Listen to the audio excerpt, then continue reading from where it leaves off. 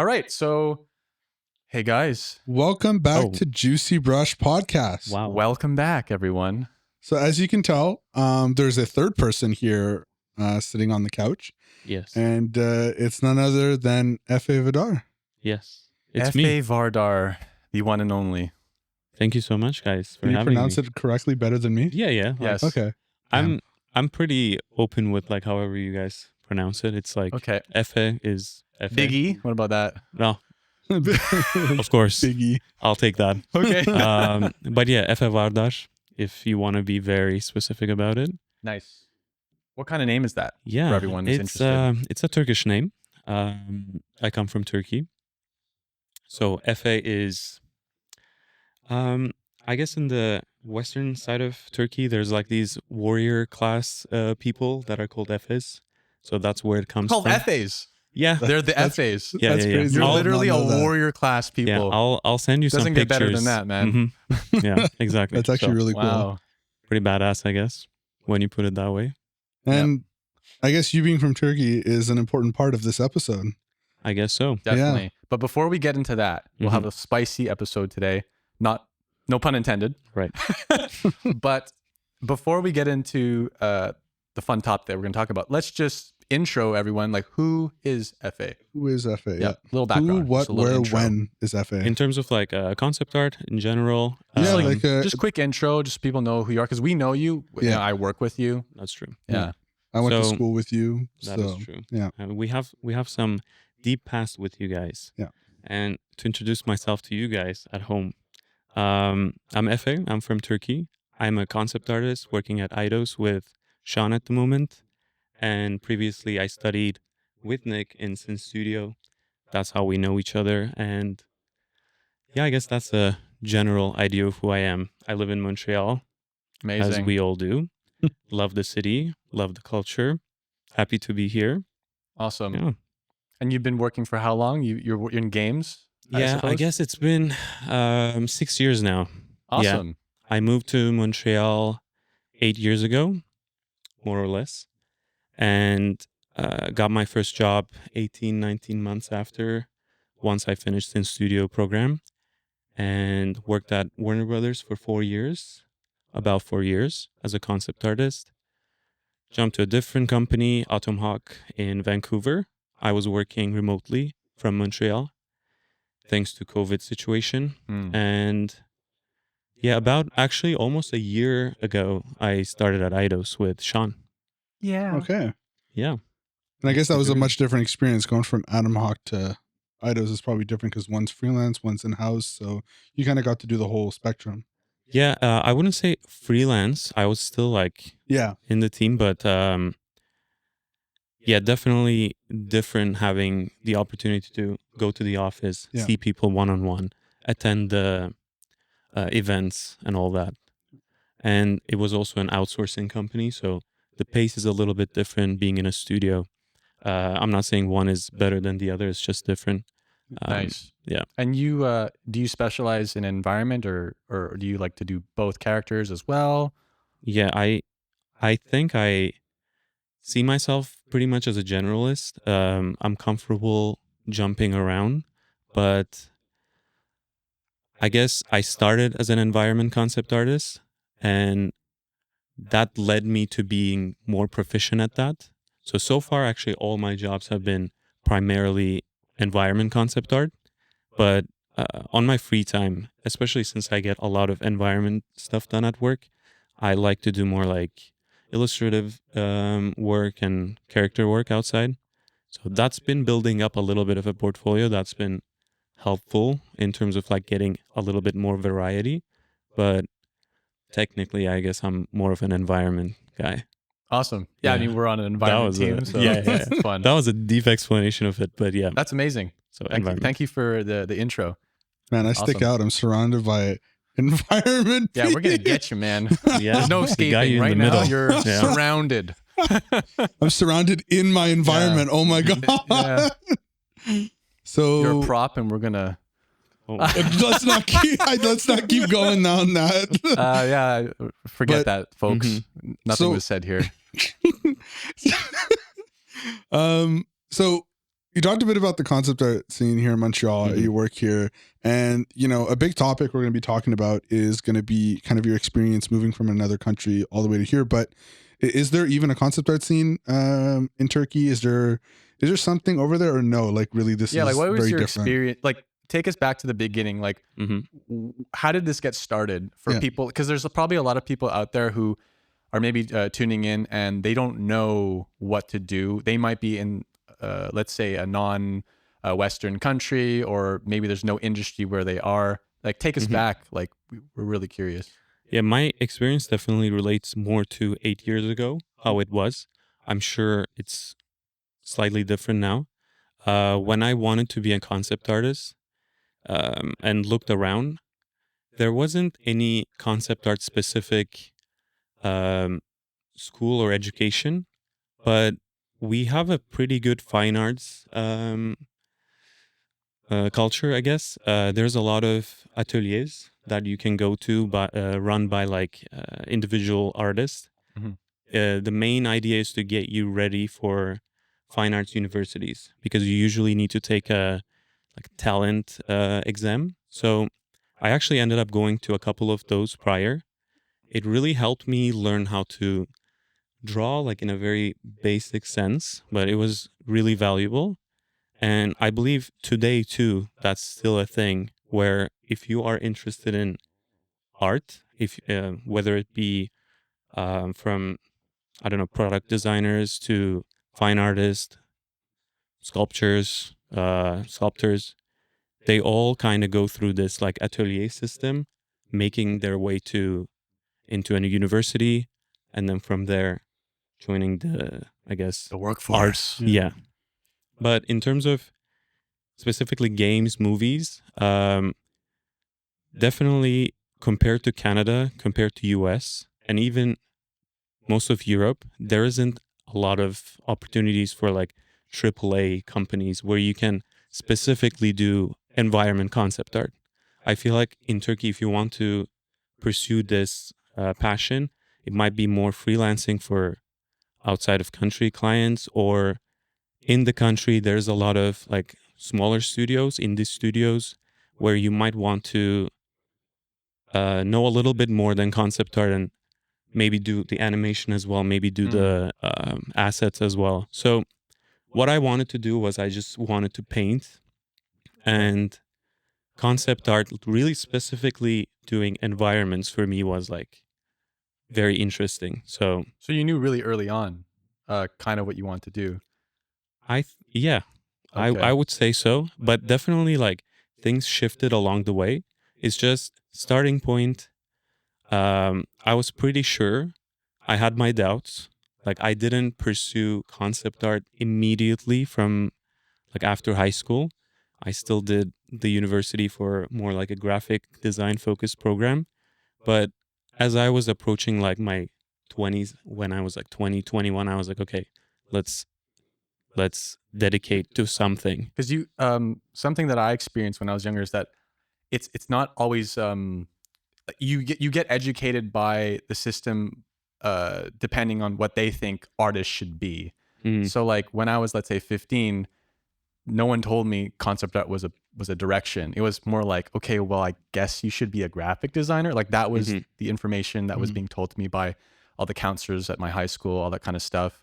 It was, and from what you said, like a lot of people could believe that, oh yeah, I'll just go to an art program and they'll just take care of me. I'm mhm, curious, like what it would be like, what it was like for you. Did you sort of have to go through, their sort of direction to then realize that, oh wait, I might need to make a choice here to maybe pick a different mm, path? And also to add on to that, yeah, like, how did you even hear about concept art? Like, where yeah. where did that, like, was it like a credit in a movie and you're like, whoa, what's that? Or Interesting. yeah, Yeah, in high school, I was very lucky that one of my friends, Nihat, he mentioned it to me because I really liked drawing. We were in the last year of high school, so this is where you start making a choice for your university. And I was still a little lost, but I knew I liked drawing, and I wanted to do something creative, and I liked playing games. I was quite into that at the time. So Nihat was like, you can, like, I heard there's a job for like drawing, designing for video games. I was like, sounds fun. Let me do a little bit of a research. So I went down into that rabbit hole, found out that there's like schools for this, found out a bunch of artists, got inspired, and that really like lit a fire in me. But I was still like not forced, but I had to still go to a university in Turkey. Like that was what my family, I guess, expected, like a diploma. Because it meant more, I guess, to the older generation. Yeah, to go exactly. through that program, probably. Like explaining that I can get a job without a diploma is a very foreign idea for It's my terrifying family to at the their time. parents. Yeah, exactly. Even for my So- parents, it was like a weird like Mhm. pill to swallow. Like you can get a job without a diploma doing art. Like that's a weird. My that's a dad weird or thing. my parents, I think they just didn't buy it. They're like, get your degree. It was like Mhm. one of those Yeah. things where it was like almost like they didn't want to hear the story. I don't think, at least at the Yeah. time. Yeah. But maybe that's just, you know, times have changed a lot, or maybe our Yeah. industry is just very specific to. Actually, I think no, it's changing both. around the clock. I'm even hearing stuff like tech companies and things like that are now looking for people that are learning through other means. Like as long as you're learning, you don't really need a degree if you're taking courses online, Mhm. whatnot. Like Interesting. if you know how to do the job and you're smart and you kind of can go about it, I think that's becoming like a generational change actually. Mhm. Great. Yeah. I gotta mention though, like getting the university degree Mhm. as someone who moved to a different country later on Mhm. did help me for that immigration That's part. a good point. Yeah. Like I would still say it holds value today, especially like I studied visual communication design, which is a little bit broader than graphic design, but around the same means. Like holding a degree that relates to what I want to do when you want to immigrate to another country or when you're applying for a job too, because sometimes HR still likes to see that diploma, especially for someone new to the industry, coming from a different country, all that. So I think it was still a net positive. And yeah, like I don't regret going to university. It was fun times. Like Yeah. it's good social education too, I guess. I agree So, as well. I did as well college. I went Mhm. through like a 3-year, I guess, illustration course, and I Mhm. still have friends there that I still talk Yeah. to. And I had to, you know, actually a good point would be like from when you went to university, um, what sort of person were you then, and what kind of choices did you have to, or what kind of challenges and choices did you go through to make what you would consider that journey to Mhm. the West? Right. Um, no, well, when you graduate from high school, well, you're like 18 or something, right? Yeah, you're just like Yeah, me, you're 17, I think, or 16 yeah. even. Yeah, I'm born in February, so I think I was 18, but still like it's a very early stage to make a decision to move to a different country, pursue this challenge to becoming a concept artist that you just learned about, you know? So I think those like 4 years that I spent in university, still under the roof of a creative field, making friends, seeing like inspiring each other. There was other people who were interested in concept art when I was especially going to ateliers. Like a lot of people are into drawing. Like you make those friendships, you see what they're inspired by, and I think it really helped me make up my mind more confidently to pursue this. Because when I came here, I had no questions in my mind that I was like, this is what I want to dedicate the coming, it was an 18-month program, right? The next 18 months, I'm committed to this and I know I want this. So that, So you're really sure about it. yeah, exactly. Okay. I think if I came here as an 18-year old who just learned out about it, it might have been a little bit difficult. Okay. Just for me. But yeah, I liked that path of just taking that 4 years, Yeah, you need a bit of making my time, yeah, exactly, especially when you're young, to like exactly. explore a bit. Mhm. 100%. Did you ever so one thing, so you said you did a bit of research on it, you went to university. Did you ever supplement that learning with maybe like was tutorials, YouTube videos, things that were very concept art like focused? Because we know there's a lot of that stuff now online, but Mhm. was that a big part of that journey as well to kind of learn from there, or not so much? You didn't really use that as a resource? Definitely used. I think you guys previously talked about this too, but there was a big boom on YouTube with like a lot of tutorials, Fengzu, Level Up, like everyone was Yep. sharing. There was a lot of tutorials, a lot of like it was coming up, you know, around that time. So I definitely purchased some tutorials, tried to follow along as best as I could. But the most help I had to just building a portfolio was going to those ateliers like in person, just graphite, pencil, drawing, charcoal. It really set a good fundamental for me, I think. Yeah. And then transitioning to digital to make a portfolio to apply to schools. Yeah, I started looking at those tutorials and I put together a little bit of a portfolio, which landed me the Sin Studio Nice. That's thing. awesome. Yeah. Did you have any like I guess community in Turkey or like friends or even online? Did you have any sort of support group to help make that portfolio and get that get the ball rolling at that time? I think maybe it's me. I was even a bit more of an introvert at the time. I had friends who wanted a similar path, so we were sharing this like passion, and we would show it to each other's like our journey. But I still felt a bit alone in terms of pursuing this in the way that I did. So Mm. for me, there was like my friends who I would talk to about the whole concept art journey, but I feel like someone who's pursuing it to the level that I wanted, I was a little bit more alone. That's why I really enjoyed actually when I came here and met you guys. It was like an eye opener for me. Like Yeah. we were on the same page, you know, like Yeah. we wanted it the same way. So Hmm. that was pretty nice. So do you think people should seek that out? Like if let's say you're in a country, concept art is not the biggest thing there. Do you think people should be like find those Discord communities, find groups, find people that have that same passion, that same motivation to kind of push forward, grow with you? Like do you think you'd recommend that? 100%. Yeah. Like at the same time, I have like part of my mind is like maybe it is good to cook yourself a little bit outside of it just to have a like your unique perspective on it or Yeah. something. But overall, like that motivates me. Like that really pushes you to be better. Yeah. And you're able to push others to be better as well. Just the sense of community, I feel like is so vital to anyone and any field. Yes. So I think, yeah, couldn't be overstated. It's Yeah, good to be, 100%. yeah. That's really awesome. And there are some really good Discord communities out there. So Yes, there are. There Wink, might wink. be some. We may dabble in a few here and there. I know, yeah. So I guess big topic, moving for your passion. Yeah. Because we have 3 different levels of moving for your passion. Mhm. You did the craziest change. Yeah. You did it for education. Technically, you did it for work, right? Because Mhm. you decided to stay here and Mhm. keep working here. You grew up, you didn't do that move. I grew up And- here. Yeah, I yeah, grew you up grew up where I here. work. Yeah, 'Cause so I'm you kind of freaking stayed here. blessed by the gods. and I got like a little like a light leave. I just went to another city, like Yes. 3 hours away to go work at a job. And But where you did did you this. go?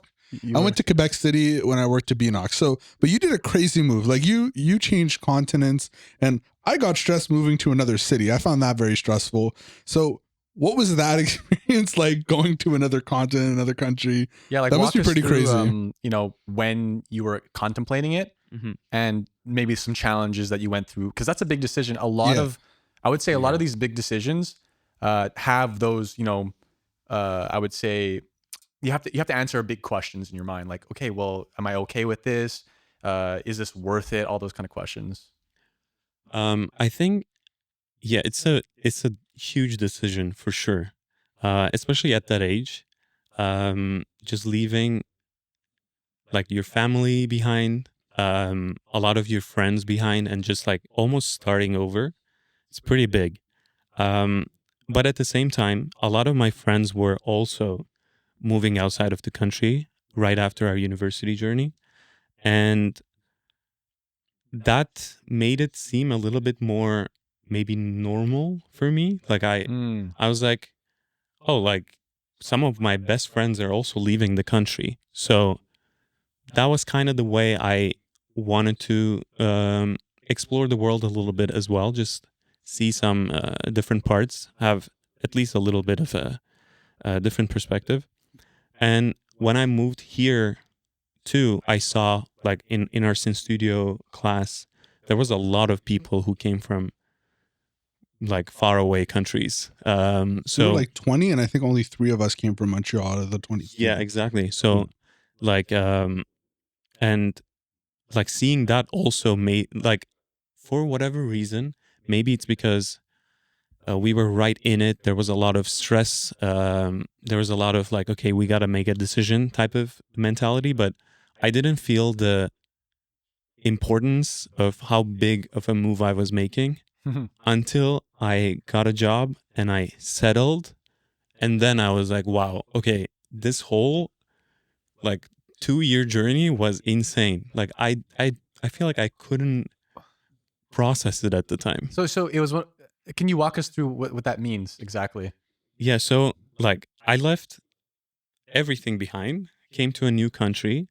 Um, First time having my own apartment, Mm. meeting a lot of people, having that pressure to hopefully find a job afterwards. So building a portfolio while building a new friend group, um, getting acclimated to a completely new culture. It's just there was so many things I feel like I was trying to adjust to. My brain was very busy just taking everything in and trying to make it here. Mm. And once I got a job, I settled, I had my like work visa sorted, everything. I was like, okay. And my brain then I think realized how much we've gone through, you know? It was interesting because I thought it was like, oh yeah, it's chill. I love everything is great. And then you get that moment to just yourself sit down and you're like, yeah, that was a lot of change in my life in the past 2 years Yeah. that now I can process a little bit better.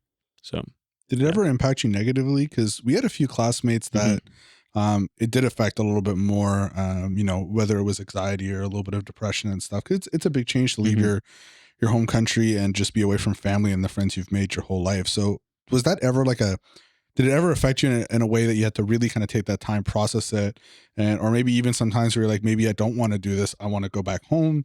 Was that ever something for you? No, it was very more positive, push forward. You're like, wow, I really did all that. That's awesome. I think I was very lucky that like my family is very supportive in what I want to do. So my parents visited me a bunch of times here, which was a big help. And friends I made here also were like, we just had a good community and we were just constantly working. So I feel like I didn't have a big struggle with that until maybe like after COVID, like being a little bit more isolated in a different country, having so much time to yourself to like dive deeper into your thoughts. Then I was like, starting to miss a little bit of home, miss that like relationships that I have.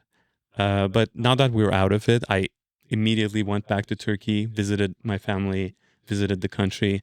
And yeah, like it wasn't a huge struggle, but there's definitely some That's great. there. Yeah. That's good. Maybe Right. Nick, you can share a bit of your story because no, but it's really important because Man, I'm gonna sound like a wuss now. I moved 3 hours Oh, away no. and I took it. and I can share my pathetic adventure myself as well. Yeah, no, But, let's Nick, both we'd share. love Yeah. to hear what. Yeah.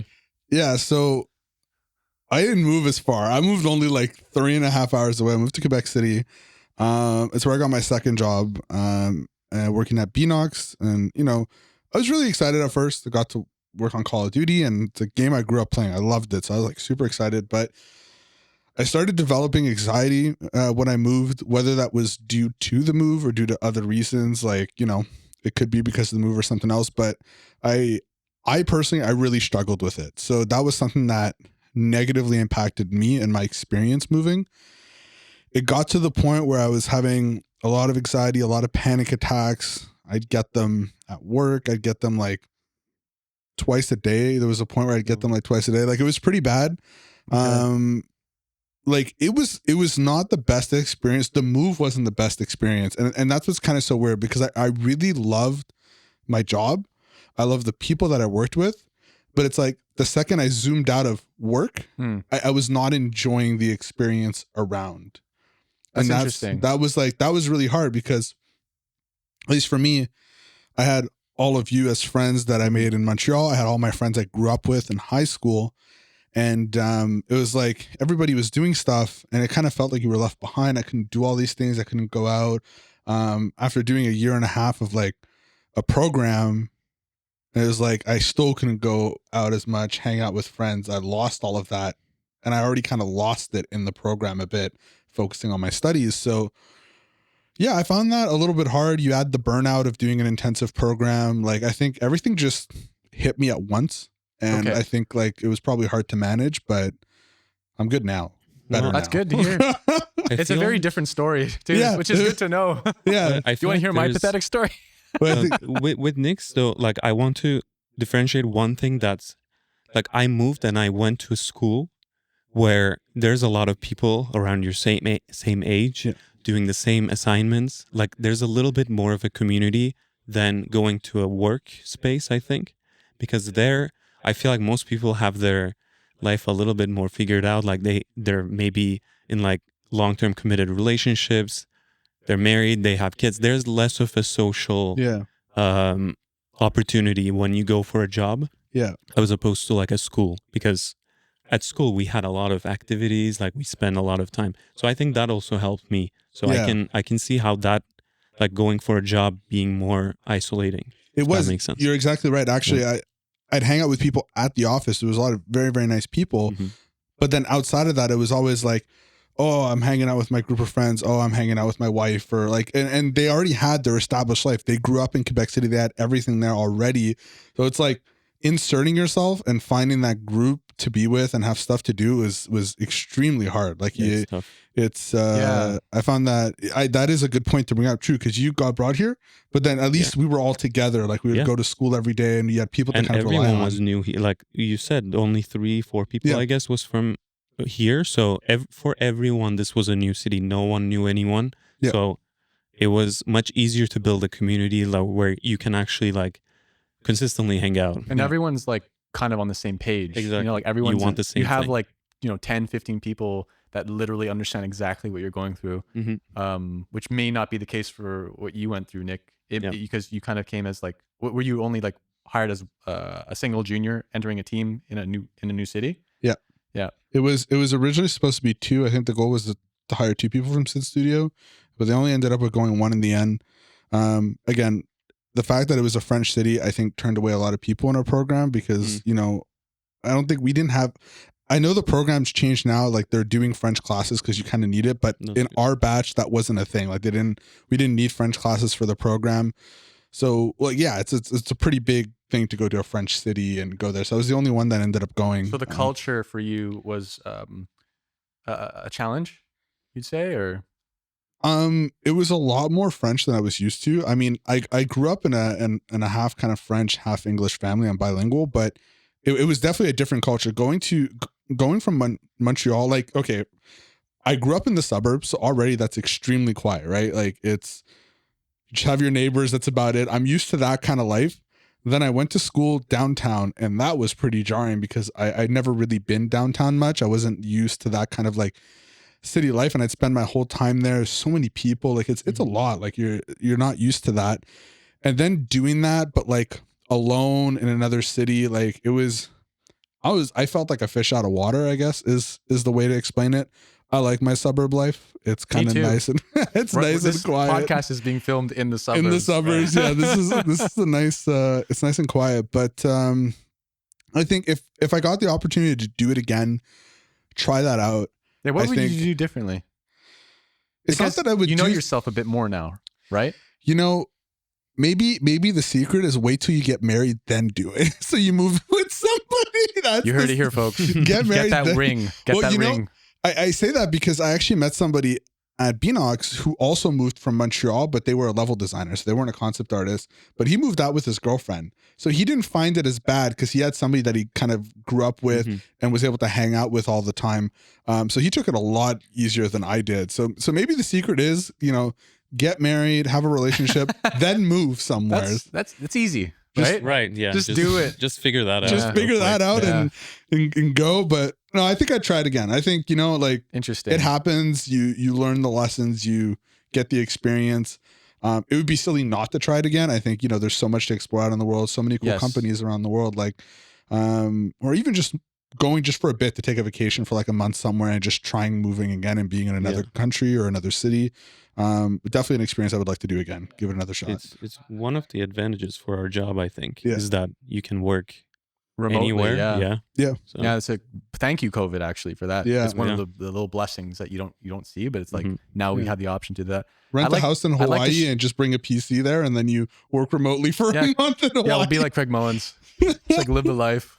Yeah, I mean, draw I'd do spaceships with like palm trees around you. beautiful. Get paid.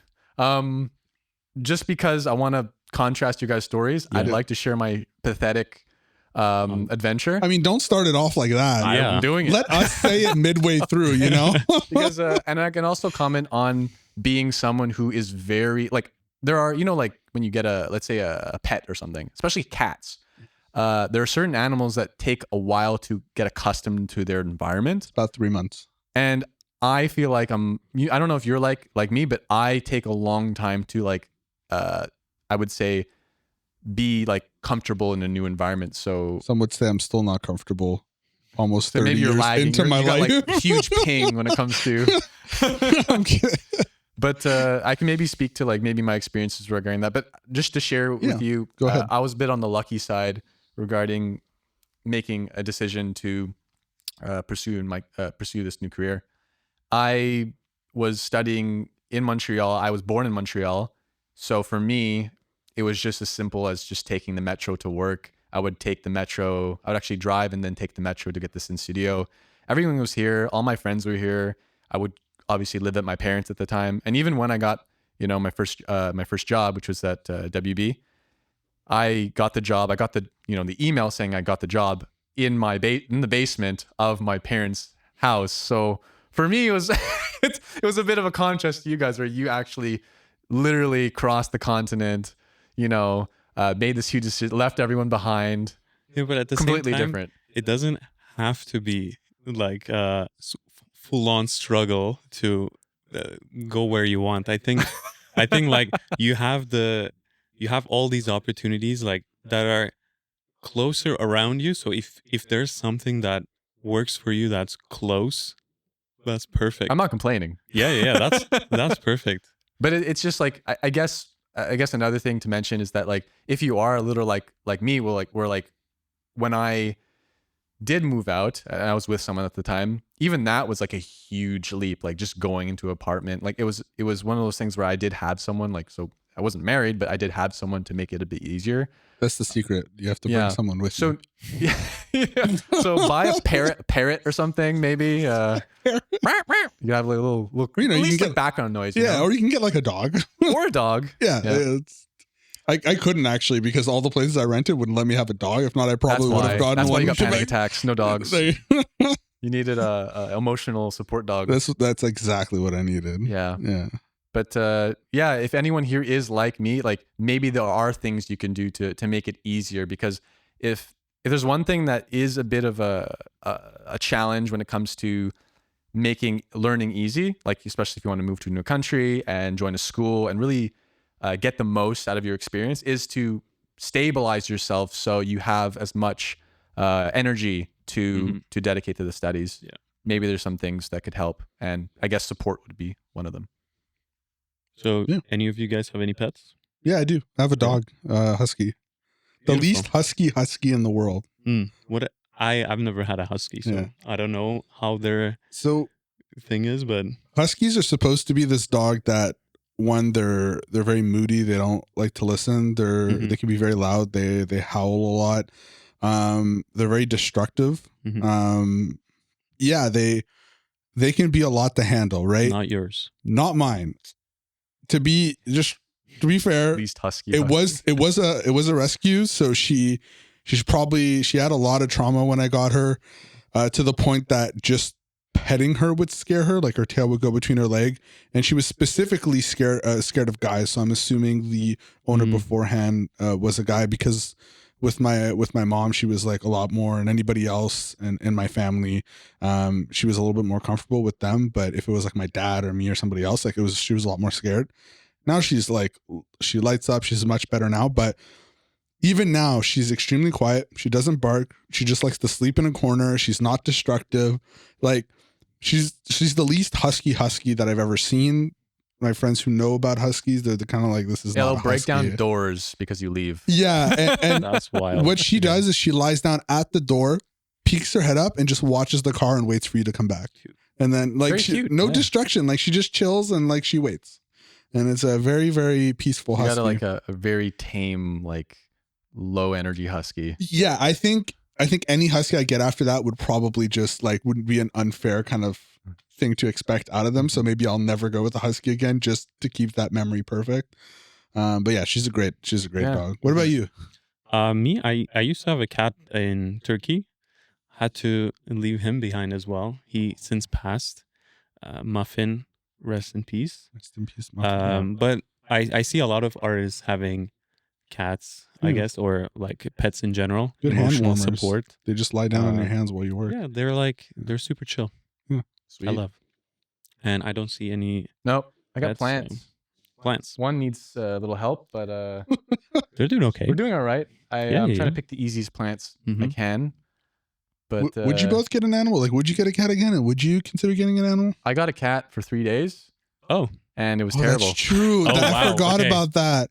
it didn't go well, huh? Yeah, I realized that I was really allergic. Extremely Oh, okay, allergic. Okay, that's unfortunate. Yeah. I loved him. He was great. He was really cute. Mhm. He would like constantly follow me around. Literally didn't leave me alone.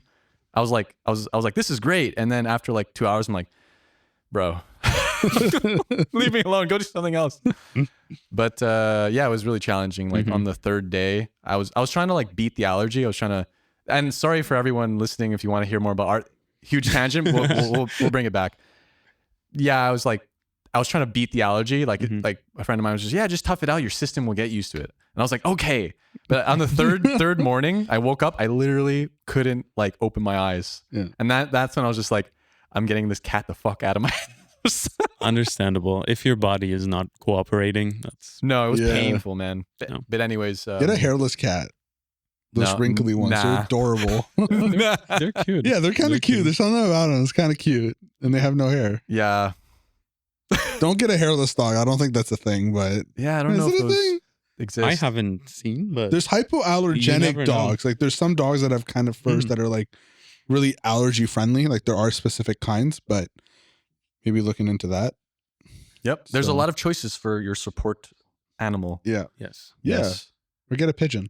Or a Hello. pigeon. You can just grab one on the street. They're very domesticated, so it could work. Yeah, they're pretty chill. They just pick at food. All right, so Let's get back on- let's go back. I know we love talking about our pets. It's the best thing. But yeah, one thing we could talk about, or is there anything you'd like to talk about, Efe, about your maybe the challenges? Because I think that would probably be what's most helpful for people, especially people who are maybe they're 16 years old and they're like about to leave high school and they're like, yeah, I live in wherever, super far, no concept out there. Maybe is there any challenges that you hear? Because I think you speak to some people back in Turkey. Yeah. About this. Every once in a while, like people who want to pursue the same path, they'll reach out, which I love to talk about. If I can help people, that's awesome. And I feel like it's definitely a very challenging path to pursue.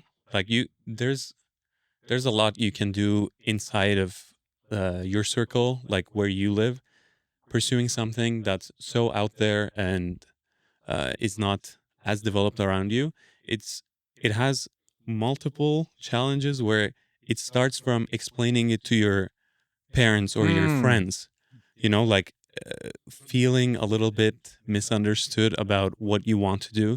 I feel like I still have to explain concept art to some people that have been in my life for a long time.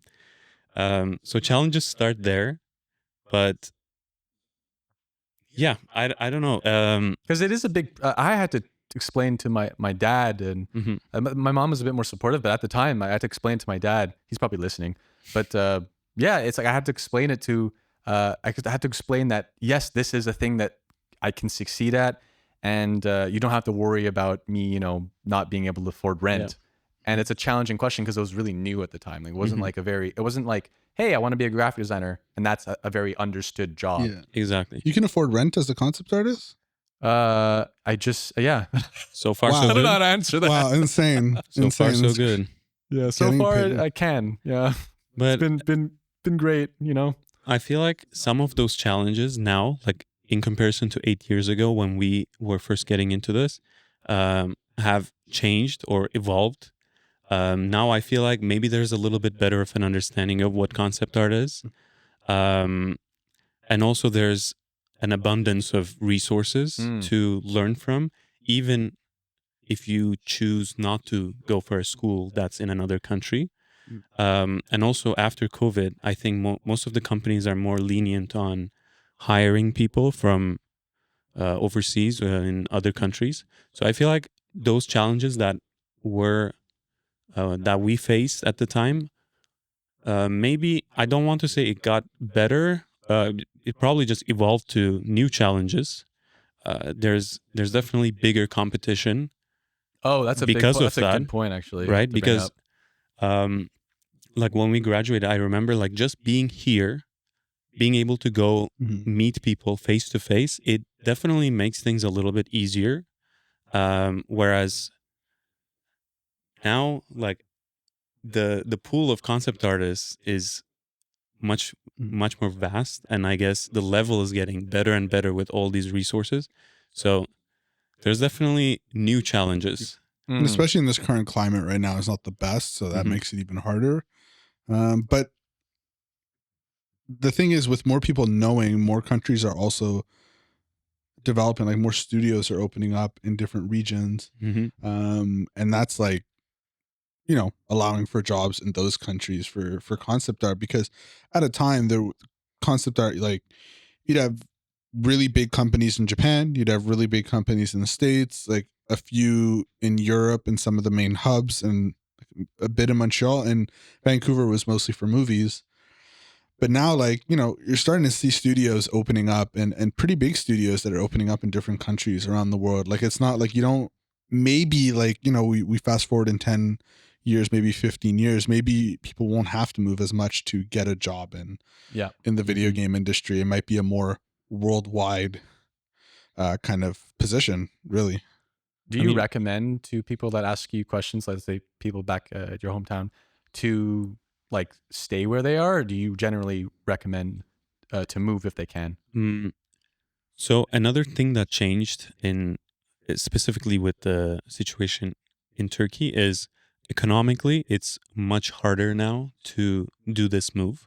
Before I did, it was still like I still used a lot of savings to make this happen, but now I think it's much harder. So if someone is really struggling financially to make that work, I think it would be I think ideally you would reach the best level you can with the resources that's available to you online, maybe, um, or with self-studying before making a move like this, because you want to make it count. So my like biggest, I guess, recommendation is do the best you can by yourself, and then use the school as as that to push you past the plateau, plus to network and get yourself situated in a job. Like if I were to do it now, I would definitely do my best, study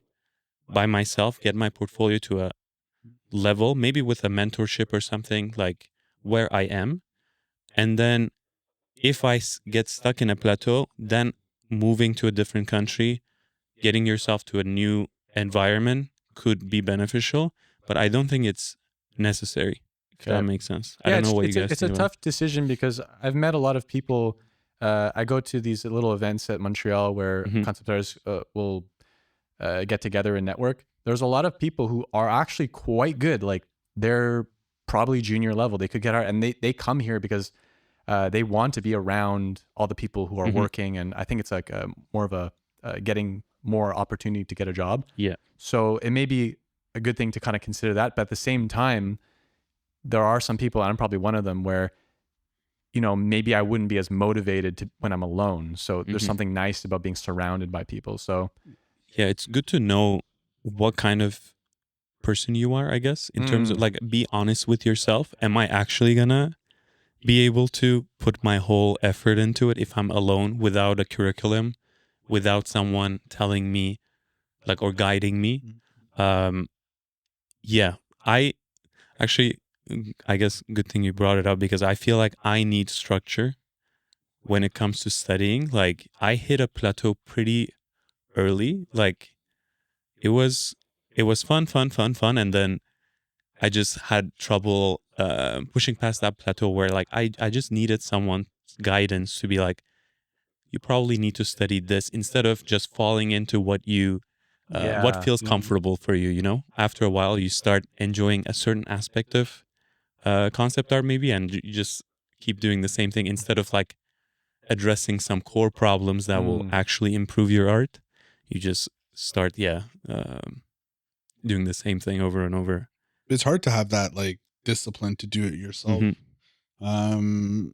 Like it is possible. That's I guess that's kind of like that would be like if you're able to move and go to like this program, be around people, it makes the kind of like amount of effort you need to put in a little bit less because you have a support network that's gonna help you, give you that motivation, help you push.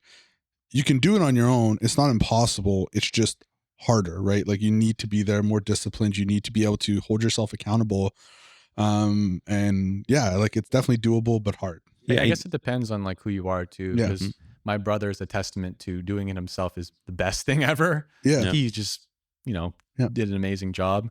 And for me, I don't know, call me, you can call me whatever you want, but there's a competitive aspect when I'm around people who are doing art. I do like to be like, oh snap, damn, that person did a really great piece. Now the fire is lit. Yeah. So there may be a mixture of like just knowing yourself, like That you said, helps. Fa. That helps for sure. Yeah, there's nothing Yeah. like, someone, we have a common friend who he was in, Yeah. we'll say his name, Chris. Chris Miha, everyone. Hello, Chris. Hi, Hello. Chris. You can maybe explain a story if you want. Yeah, Chris is one of our friends from Yeah. our batch at Sin Studio, Yeah. and he's Greek. So Greece, Turkey, we have a very similar background, I guess. So when we first started school, we became friends quite fast, and he, I think, is one of those people who did really well studying by himself, got to a really good level, and was able to take the the studying that we received here to like really push himself beyond what he could do maybe at the time by himself. So it really pushed him past that plateau and allowed him to make a lot of good networking here. And I think he inspired a lot of people in our Yeah. class because he was So a good. little bit, Yeah, he was above. really good. It Yeah. definitely, I think if you looked at a classmate's work, if like you saw Chris's work and you were kind of looking at your own stuff, you kind of You're just like- went like, man, I really need to step it up and kick it up a notch in this program. Because he was, I mean, there was a few like, there was other people that came in with experience. Like you had Zach as well that came in and he had done freelance experience. Another He was great able artist, to paint. Like he's really good. I mean, like a lot of people came in and they had experience already. So it's like, it was pretty competitive. But yeah, Chris's stuff, like going into the program pretty much was at a junior level, I would say, looking back now. definitely. Yeah, it was. But at the same time, maybe it's not fair to single out Chris because there was other people who were really good in different ways, Yeah. like maybe Chris was more what we were what we liked, in our taste. Chris' work was very inspiring, but there was a bunch of other people in Yeah. the program that were inspiring in different ways, in different styles maybe. So that's a big part of being in that Yeah. kind of community where maybe one assignment, Nick does an amazing job, and I'm like, okay, I'm now fired up to do Yeah. better, you It's like know? Yeah. It's like a mix of fear and like admiration. Exactly. It's a healthy bit of competition, I think. It's like, Yeah. for me, it works. Like, I'm so grateful to have like these people around me when I came to school here. Yeah. And I guess you guys talked about it a little bit. Like, when you get outside of your bubble and then introduce yourself to like people, like-minded people who've been doing what you're trying to do, it kind of shocks you at first. It's like, oh wow, okay, you Yes. understand where you stand. Like Yeah. going from that art kid when you're in high school, being known as like, oh, best in art, whatever, Yeah. Yeah. to now realizing, oh shit. This is a like- Yeah. great, actually, this is something actually that would be worth talking about, is that when you are a big fish in a small pond, Mhm. it definitely keeps you happy. Yeah. But it's one of the things that as like, you know, someone who wants to obviously work in the industry, you have to make that decision to be like, well, is this going to serve me? And Mhm. most of the time it's no. It might keep you stable, but you want to challenge yourself by actually meeting different people. And like you mentioned, one of those people was, you know, Chris in your group is Mhm. someone that really shows you, okay, well, this is someone that's doing this and you're in the same batch. Like Mhm. that's going to reflect a lot of questions in your mind. Like, Mhm. oh, well, why am I not as good as that? Mhm. Or, wow, he's really hardworking. Maybe I could do more. And then you'll be forced to, well, not forced, but it will reflect some things that will push you to Yeah. becoming better. So Exactly. if anything, it's probably a positive. But yeah, are there any other types of people that you met, or maybe everyone here, that really reflected something that you weren't ready, but like it could have been like one of those hard pills to swallow moment, but you're like, oh, okay. And then in the end, it actually made you grow stronger. Does that make sense? Yeah. Because At I had a least for few. me, like obviously meeting all of you in the program definitely was exciting. Like it was a little bit scary, but definitely exciting. And you know, just to add on to what we were just saying before, is that even though it's fuel for the fire and it's, you kind of get that competitiveness that comes out, you can still go up to the person and ask them for help. I want to make that very clear. You don't just look at their stuff and go, wow, they're so good, and then go off into your corner alone and just not speak to them. Like we can approach each other. Like I could go up and ask, hey, like that was really cool. Like, can you show me a bit of how you did that? I'd like to learn about it. And I think that's what's something so valuable, right? You go outside, you have this community of people that you trust and you're trying to improve with, and you learn from each other. You're learning from teachers, you're learning from each other. Like you're just growing so fast. But if I were to pick somebody else, I think that kind of like like a type of person, like it doesn't have to be necessarily someone's name, but yeah, I mean, meeting some of my teachers was like kind of a big deal. Like you meet other students that are like really good and they're learning, but when you're really kind of like in a room and watching a professional work or kind of talk about their stuff, like it's a different beast. Like there's a lot of experience behind the decisions they're making, the things they're saying, and it's a lot. Like that distance really extends that you feel as a student. I found for myself, seeing myself in what professionals were doing. It's one thing to imagine in your head where you need to be as a professional, but I think until you see it and you get to talk to somebody about it, that highway lengthened yeah, a good it's like, amount. wow, these people are really good at what Yeah, they do. they really know it's what like they're shocking doing sometimes. Yeah. So it definitely, I think that was another big milestone that kind of made me realize, whoa, okay, I really have a lot of work to do. Like it's not interesting, because I think there's decisions that people make when they get presented with that. Some people view that and they're like, wow, and they like get inspired. Yeah. And then sometimes people need to go in like a cave and like they're like, oh fuck. And then, you know what I mean? I guess I can speak to my experience. Maybe you guys can share yours. And how this could relate to, you know, why it's important to surround yourself with these people and find these people in your life. But being exposed to, let's say, you know, some teachers I had at Sin Studio, as well as like, you know, when I took a mentorship and stuff like that, I was so happy to be there, but at the same time, I was so like insecure about who I was because I was so attached to being like the one who was the best at art because of, I don't know if you FA had this experience, but most people who are in concept art are used to being the art kid. Yeah, I think I was quite delusional, honestly. Like coming in, like very delusional about where my art skills were. And I, like looking back, it is one of the harder things that I had to go through, I think, just seeing more objectively where you stand and realizing, oh, okay, there's still a long way to go.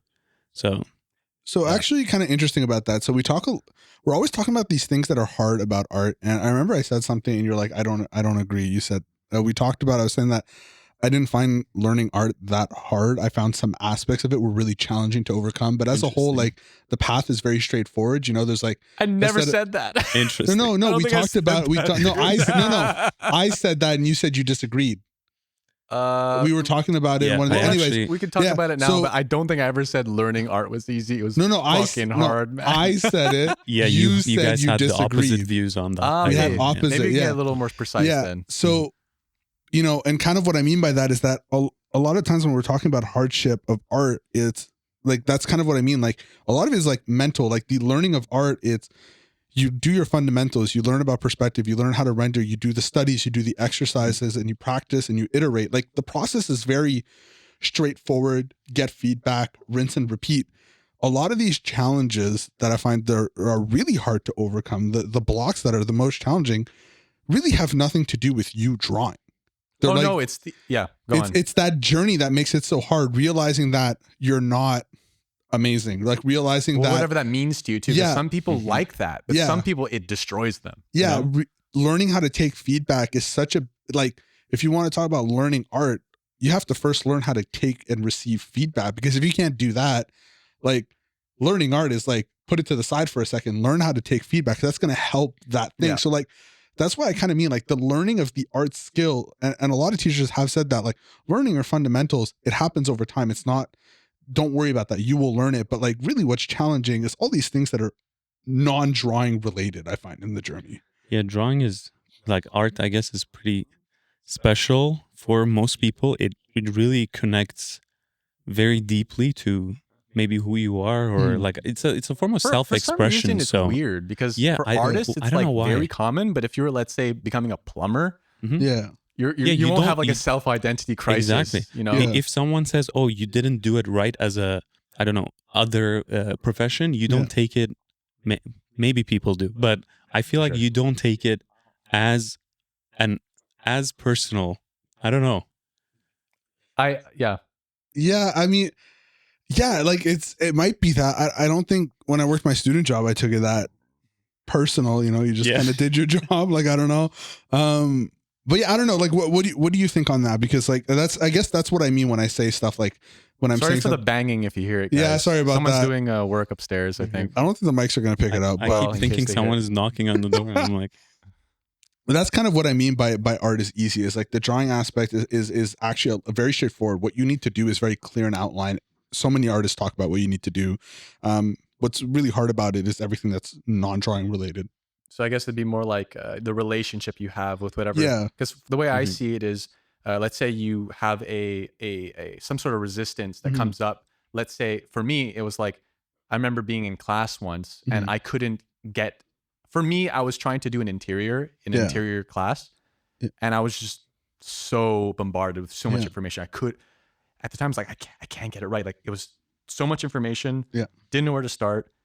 And I remember looking across from me in this class, and someone that I worked with later on, funny enough, but hello, Michael, if you're watching, there's a friend of mine. He was doing an interior, and it was fantastic. I was like, oh my God, like day 2, it looks like you work already for like 5 years. And then there's me with like a box, like a SketchUp box, and I was trying to do an interior, and that crushed me because I was used to being good. And I think that kind of like crumbled the foundation that I built my self-acceptance on. Mhm. And so for me, it was a wake-up call. It's like, okay, well, are you going to base accepting yourself on the fact that you can do a really good job at art, or do you need to maybe make a better meaning out of what's happening? Yeah. So for me, it was a big question. It's like, hey, maybe it's not, your self-worth. Maybe it's just a skill. Like everyone, like everything, there's going to be people who are really good, and it's good that you're in this place because now that this is a spot to put a lot of attention and effort. It's a positive. But at the time, I had to go and experience that and get a punch in the face, literally, to know that. Yeah, I think if you're growing up, like being that art kid, at one point you need that punch, and it comes at you. So Yeah. it's just something you need to go through, maybe. So happy that I had that here. Maybe there's more punches coming in the future. Oh yes, we're ready for them. Yeah. We're still tons we don't know about for sure. We're gonna get to experience. Yep. Yeah, it's great. Yeah. Yeah, I guess in essence, surrounding yourself with people, learning about yourself through what others reflect in you, and being very mindful. I would say, if there's anyone watching, being very mindful of like what you respond to. Like, why does it bother you? Is this really what I want to continue believing? There's an aspect of that for me helped me a lot, because I remember, and this was a big pivotal moment for me, and this is something you can relate to too, Nick, is that I was a beginner, and I remember struggling like crazy on an environment piece. I was like watching Feng Zhu tutorials at the time. And I remember I was sitting in my dining room table at my parents' place at the time. And I was like, this is so hard. But then I clicked. I was like, I can decide that this means something different if I want to. Mm-hmm. And I was like, you know what? The fact that I'm struggling means this is exactly what I need to be doing. Yep. And so I changed the narrative completely in that moment. And then from there on, I was just like, oh, struggle, great. Awesome. Must be doing something right. Yeah. It's like in a game, like if there are enemies in front of you, probably going the right way. So that struggle can, I guess, give that feedback that you're on the right path sometimes. Yeah. Not always. Gotta embrace it. Yeah. Yeah, exactly. Obviously a moderate amount. You don't want to be exactly. like, I can't do anything. Great. Yeah. Swim in the struggle. Yeah. But you definitely want to be like, oh, I don't know what to do. Because there's where all the information is. That's where you really want to explore. Sure. If you don't know, it's all information you don't have yet. So it's like, it's the sweet spot. So when we talked about our journeys, I brought up that, like, for me, bullying helped kind of shape my ability to kind of take in feedback. I found it was pretty easy. Some people struggle with that, but for me, because I got bullied, I found like getting feedback really wasn't that bad. Do you find like did you find like that whole changing countries, was there something you gained out of that, like a positive that maybe you learned a lesson through making that move that maybe helped you adapt at certain things going forward in your career or your learning journey? I think once you go through that, like move and like adapting to a completely new surrounding, I think it sets. Once you do that, the next time it's a little bit easier. The next time it's a little bit easier. Socially, definitely, it made me a little bit more capable, maybe, to connect with more people, being able to form community a little bit better, because like I had no other choice. Like sometimes you already have a really solid friend group from like way back, so you're with them. That's wonderful, by the way. But not having that here, I guess, put me in a position to socially improve myself a little bit more. And yeah, I would take that as a plus. I don't know if in art it would have a big impact, but maybe I can talk about like pretty much going through a big chunk of savings to make this happen for myself. Of course, with big help of my family, but with the responsibility of that, not really having a backup plan, putting myself in a situation where like I must make it's okay if it doesn't work, but I must try my best. Like that was the idea. So as someone maybe when I was younger who was a little bit easy to be discouraged, and if it's not working, I'll try something else, you know? Oh, I tried this a little bit, I hit a roadblock, I hit that plateau, I'll try something else. I'll try something else. Here, having that pressure of like my family putting so much on the line, me putting so much on the line, moving to a different country, all of that going on, I think was a big motivation for me to push past those plateaus and really, really make it like my best effort. So pressure was a good thing for you. Yeah, Yeah, because what 100%. you Yeah. sent, it's kind of like a tool that you can use, but it's basically like making it so there's an accountability established Yeah, through exactly. what you're saying, what you're going to say you're going to do. Because in that case, it's one of those, you know, let's say you're playing poker. It's different if you're playing with no money, but let's say you're putting down like half your chips. It's like Mhm. you really mean it, so you're more invested in it. So in the sense, you exactly. kind of went all in Yeah, with the move. it was very much like pretty much all in. There was no And plan B. the plan B would be go back to Turkey and meditate on it a little bit, you know, see Reflect. what happens. Yeah, Drawing reflect. board. Yeah, exactly. Go back to the drawing board, kind of. But yeah, after our school ended and we were all looking for jobs, there was a period of time where I was just applying, and like there's people come like returning, asking for what is it, interviews, but I hit a low point where I was like, maybe this is not gonna happen, and I'm running out of funds, Ooh. you know? So like That's a good point, because a lot of people right now, I don't, mhm, if just to give everyone a little overview, right now it's a bit tricky to get a job it based on the is. industry. It is. And a lot of people are in the exact position that you mentioned. Yeah, it Especially the was recent graduates, right? Exactly, Yeah. like the people that just graduate from Sin Studio, the program.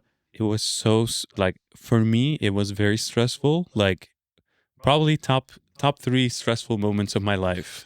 Any advice Um, for people going through it right now? I think gotta look at like what you can control in your situation. If like we don't have a lot to do with the situation in the industry right now, like there not being a lot of jobs or it being a little harder right now, but what you can control is maybe your skill set, your portfolio, where um yeah, like just focusing on what you can control and doing your best in those aspects, and the rest hopefully will figure itself out at one point. Like I like to go about it like that Mhm. now, because at the time I stressed myself so much with things I had no control over, Yeah. that like I in that time I was drawing a lot, but when you draw with that stress, it reflects on the work, I feel like. Yeah. You know, like I was just so tense, even like holding the pencil, it's like tense and you can see it in the Yeah. like maybe I'm making this in my head, but when I look at my work from back then, I can feel that stress, and I can feel all the nervous I know what energy you in my mean. work. Yeah.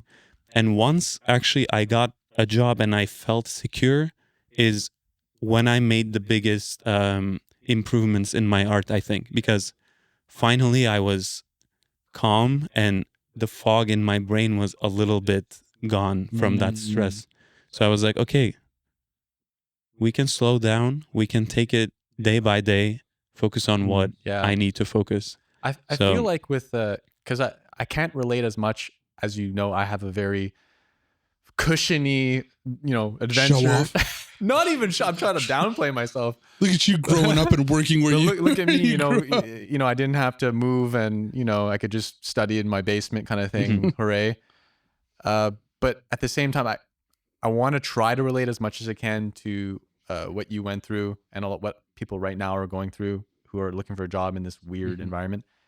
Like there probably are some things that can be done to put yourself in, because it really is a shift of like your mindset, the way you're looking at everything changes because you're in that stressful state. Yeah. So there's probably some things that you can put in place right now. If I had to suggest some things, it would definitely be if I had to go like round up. The number one be like, you know, get a space where you can really be with whatever you're feeling.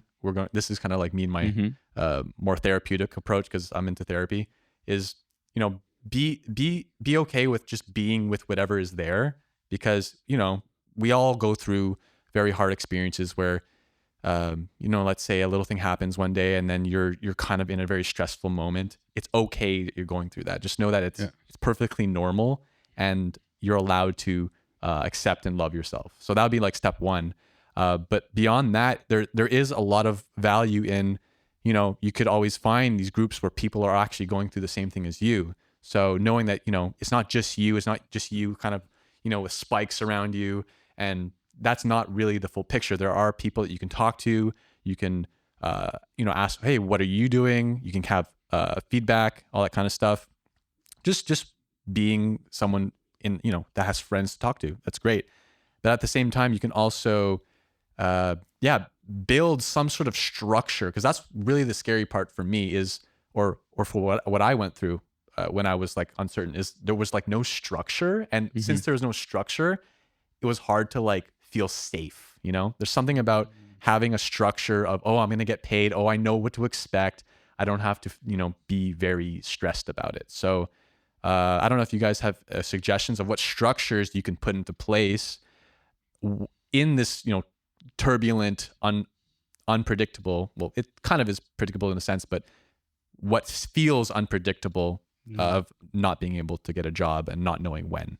Goals, I would say, is Goals. huge, because if you're drawing from a place where you're stressed, and then the goal is to draw because you have to, because you're stressed of either having to go back home or you're gonna have to do something you don't want to do. Like if that's the goal because you have to and you're freaking out, that's not the greatest art goal in the world to be setting yourself for drawing. It should be, my goal is I want to try drawing these specific themes to cater my portfolio towards these kind of studios. I want to draw these specific pieces because I want to practice these skills or integrate more 3D into my workflow. You want a goal and keep that the same goal you had before, which was getting your work to a quality for a job. You should continue those high level goals, like be in that same mindset you were in the program or you were before, like, because the second you change that and you're doing art for, like, I guess the wrong reason in a way, because you're doing it out of fear that you're not sure when you'll get hired, like you said, the work's not going to be that good. You're not really pushing yourself the right way to get your art to be better. Because one is to avoid something, Yeah. and one is almost like that joyous adventure that you had from the beginning. Yeah. So I guess it would be like really framing it as, yes, this is a challenge, but I'm on this journey. Yeah. And you can tune into that to carry your actions forward. Because you can be scared and enjoy the art you're doing at the same time. Like you don't need to put them together.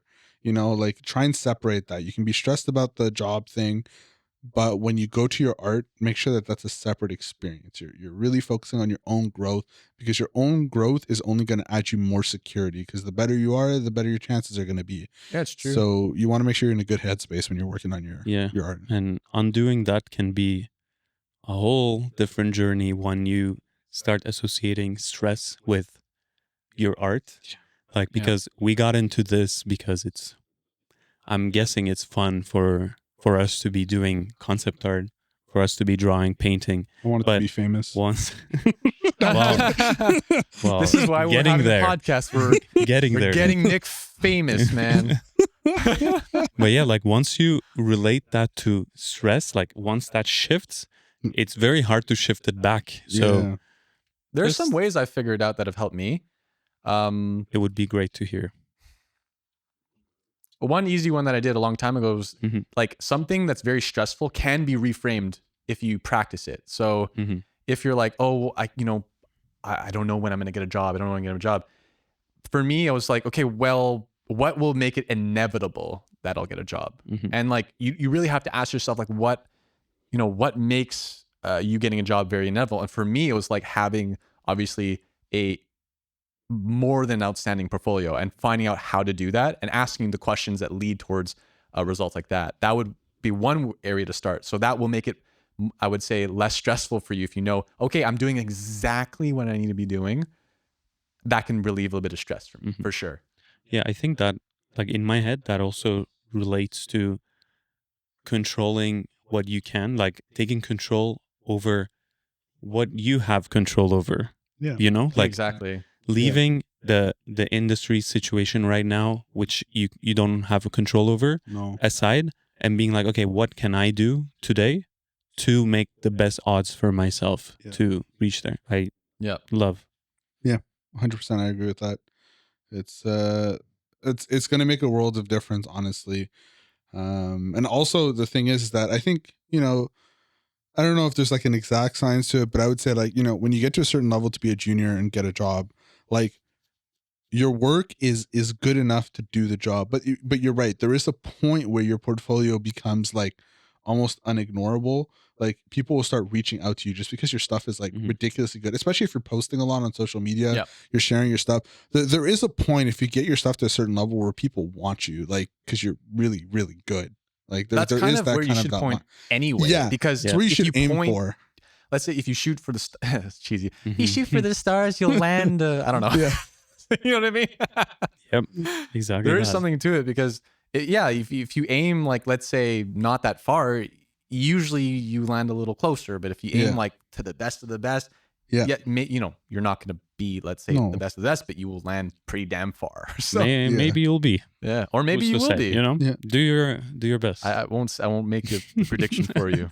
But just aim for that, I think is huge. And at least that gives you something to aim for Yeah. through that stress and being like, no, there is a point where people like, they just can't ignore your stuff. Like your stuff is really good.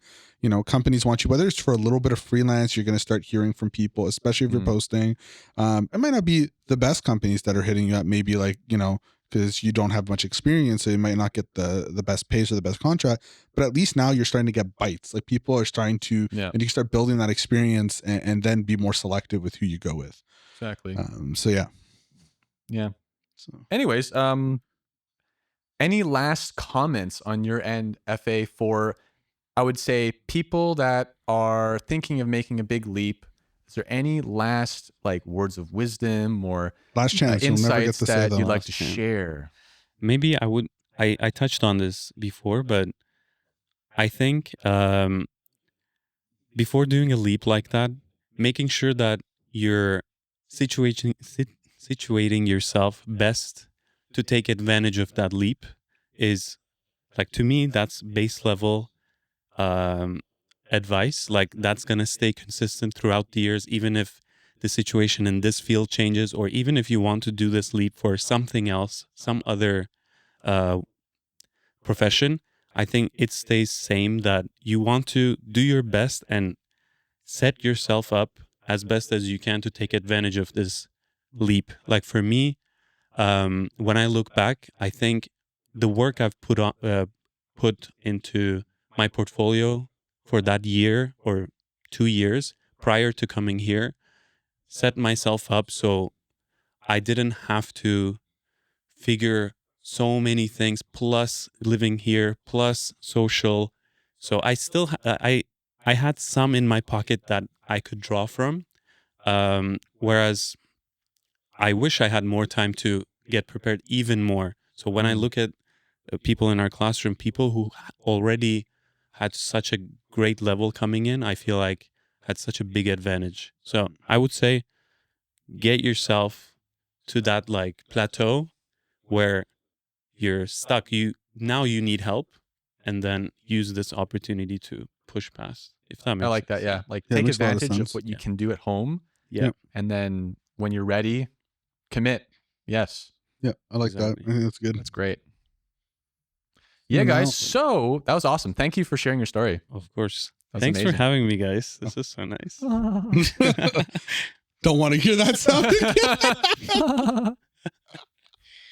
That was a good. You know what? Actually, I prefer that sound from like the breaking Pokemon sound. Oh, we can do that if you want. No, What please is that don't. one? Breaking Pokemon? In the past episode, we were talking about like, Pokemon evolving. And then you Oh, went, yeah, I- I And remember. I thought Okay, it would be okay. funny if they evolved by like, like No, don't do it again. Don't do it again. Well, bone breaking. Like you summoned it. I did something. Okay, fair. Yeah, I you did. asked for it. I did. So it's coming.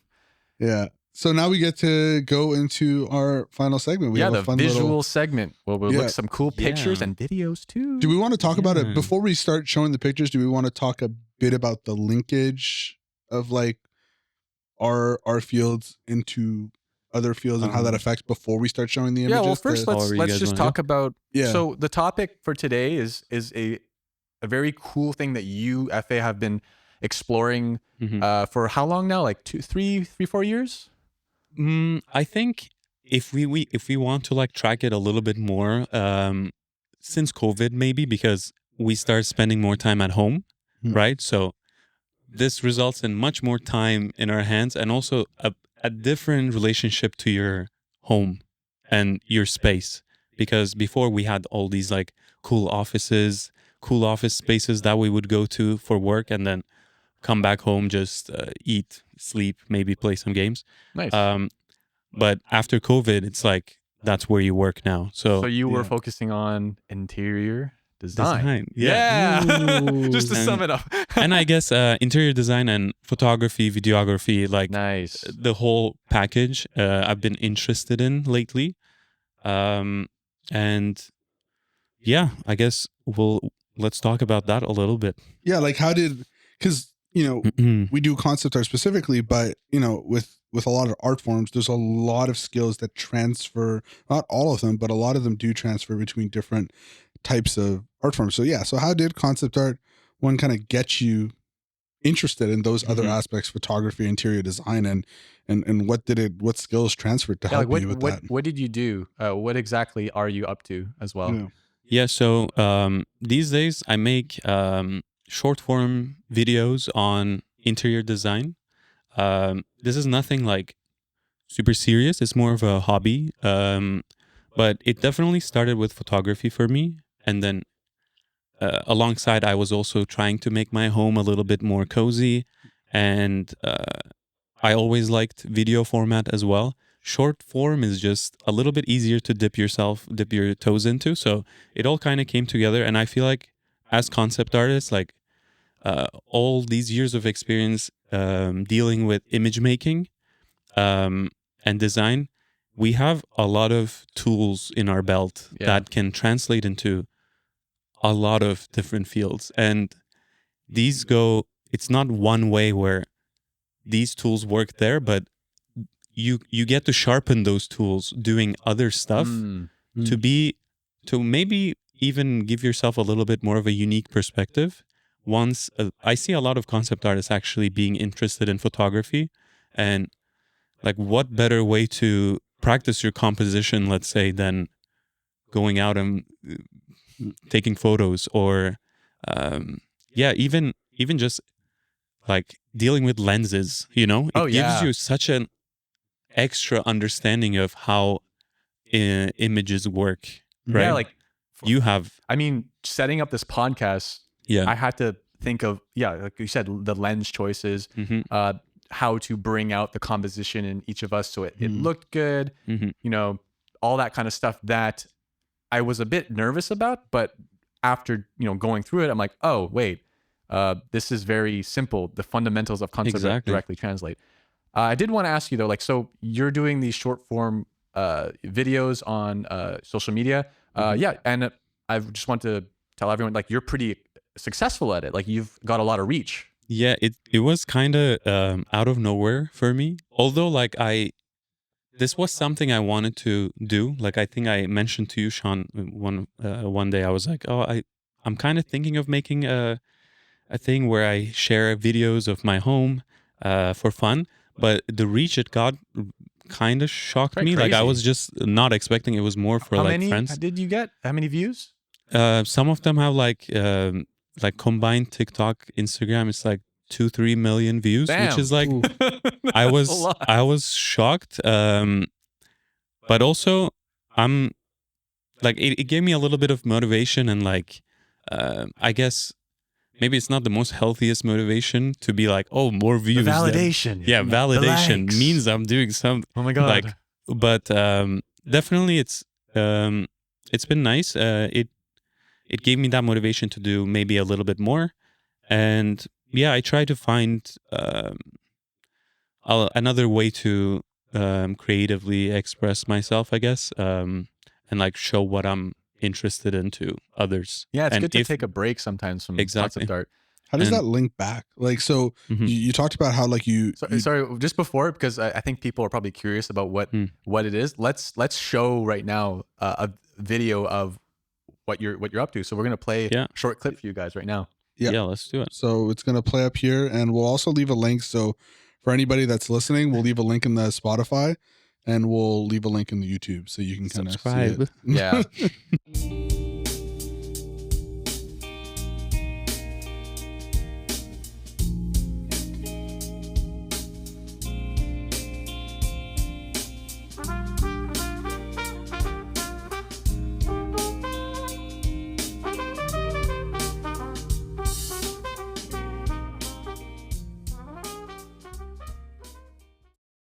So Sick. okay, so So- now we just saw the awesome the video. Yes, We did. super nice segue back. So as you know, you guys see. Sorry, Nick. I'm so confused. So It's just we're because back. there's We're sound back. in it, so you know people have to Mhm. maybe tune in, see it for themselves in the full light of it. Mhm. Okay. But like you really put a lot of care and love into this. Like it looks fantastic. Thank you so much, guys. Yeah. Yeah, definitely helped that one of my friends was actually visiting me from Turkey. He lives in UK, but he was visiting me. He's a friend from Turkey. We studied together, so he also is very interested in like video making, image making, and also interior design. So just us being in the same room again, because like there are certain people that really amplify each other in terms of creativity. I think it was one of those moments where we were like, okay, let's do a video, and together we did a couple of these, and it was successful. But yeah, the whole journey definitely started around COVID, where I was like, I'm home, I don't have any furniture here, and it kind of makes me feel a little like I wanted a bit more coziness, because we talked about anxiety, we talked about like depression too a little bit. I find that my environment really has a huge effect on me. So I try to do as best as I can in a budget to Mhm. make my place as cozy as possible. And I saw like good return to my health, I guess. And I agree so I much. wanted to share that, you know? Yeah, as an So- interior design, I also love interior design. Mhm. Maybe not as much as you, but this space here, I wanted to make it so if I sat here, I would be really relaxed. Yeah. And for me, it's paid off in incredible ways because I feel relaxed, by the way. amazing. Yeah, too. I just want to say, yeah, I love yeah, your place. Customer reviews. Yeah, you did a great job. I feel relaxed. I Doing feel well, it. but it's Yeah. really important because you know it's a lot every day to sit down at the computer, and you know let's maybe have a stressful day, and you just want to go and sit down somewhere. And imagine you're sitting in like a very basic white walls. Maybe you have like a couple of pieces of furniture. I don't know. That sounds to me like depression fuel. Mhm. For me, I want to be like I want to just sink into like a nice cozy space. Have maybe some plants around, like these nice plants here. Speak for yourself. And Oh, you love you that, love huh? depression. You like depression. No, I mean my last place was just you would both hate me, but my last place was literally just the desk, a chair, and the computer, and there was Dude, nothing else in there. that's okay. Same, though. same. Yeah, Yeah. that's where, like, I think That that's was the where we living room, start. by the way. That's definitely okay. That's where we start. And I don't want to sound like, oh, all these like designer furnitures or something. Like, most of the stuff, like if you see anything that looks expensive or something in my apartment, it's probably secondhand from Marketplace, and it takes a while to accumulate that cozy atmosphere. But so it's a journey for sure. It's fine to be like just one desk, because that's how my place was for a long time. This is a great actually a segue, but since you I didn't did spend want a lot to of ask money, something before on we're the gonna topic. get to that actually. Because it was related to the topic we started with, so I wanted to kind of link to Sure, that yeah, before go we for it. forget it. It was super quick. You talked about sharpening your blade. When you're doing other Right. stuff, like you sharpen your kind of skills you learned to design. I kind of wanted to know, okay, you've sharpened them. How does it apply back to your work? Like, because what are you getting out of these things?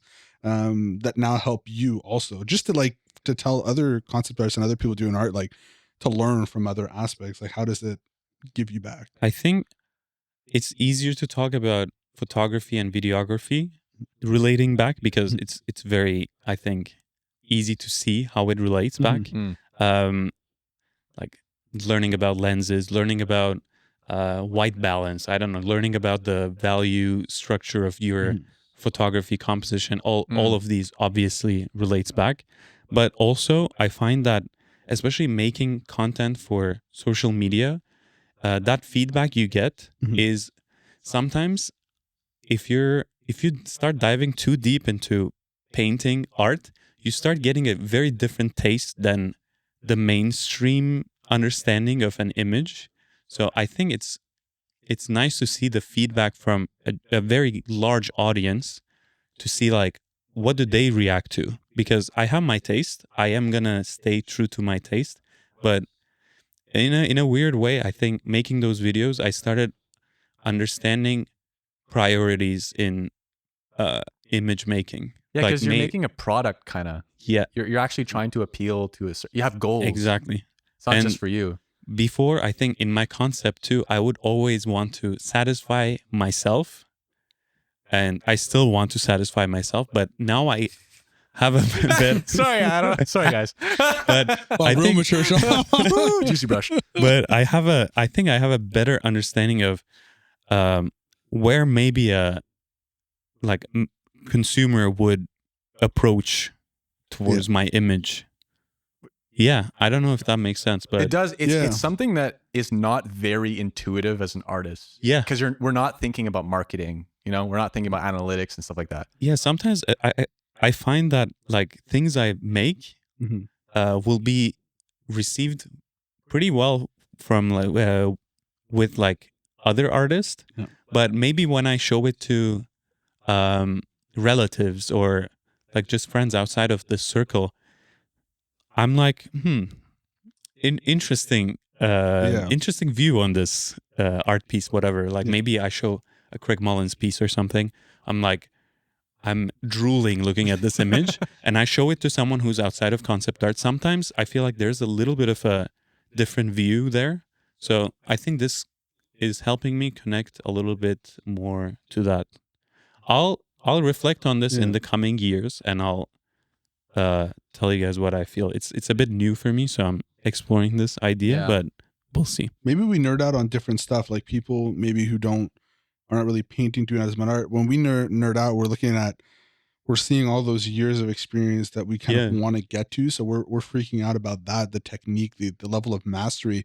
But maybe somebody who doesn't do art doesn't have that perspective on the level of mastery because it's not something they do themselves. So for them, it's about the content, maybe about the colors they like, about the subjects they like. So maybe they're seeing, and which kind of makes sense because not everybody who's going to be consuming your project, your product is going to be an artist. So for them, it's about the content, the themes, the subject that maybe they're going to light up about and get excited about. Yeah, the priorities. Like that's why I'm like, I want to, like now I think I have a bit of a perspective of, I want to satisfy these like general priorities before getting down to the like brushwork and like all these like nice little juicy details that will like help me be fulfilled.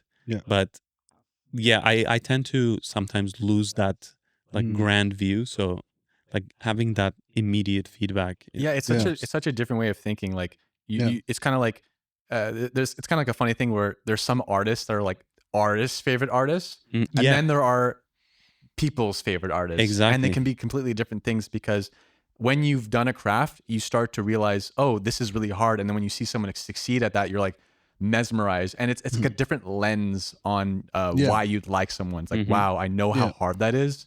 There's a deep sense of appreciation. But people who don't know anything about that, they might be like, it's kind of boring. Actually, something like that happened to me. So I was playing a game. I think I showed you the game. I was playing Final Fantasy 16.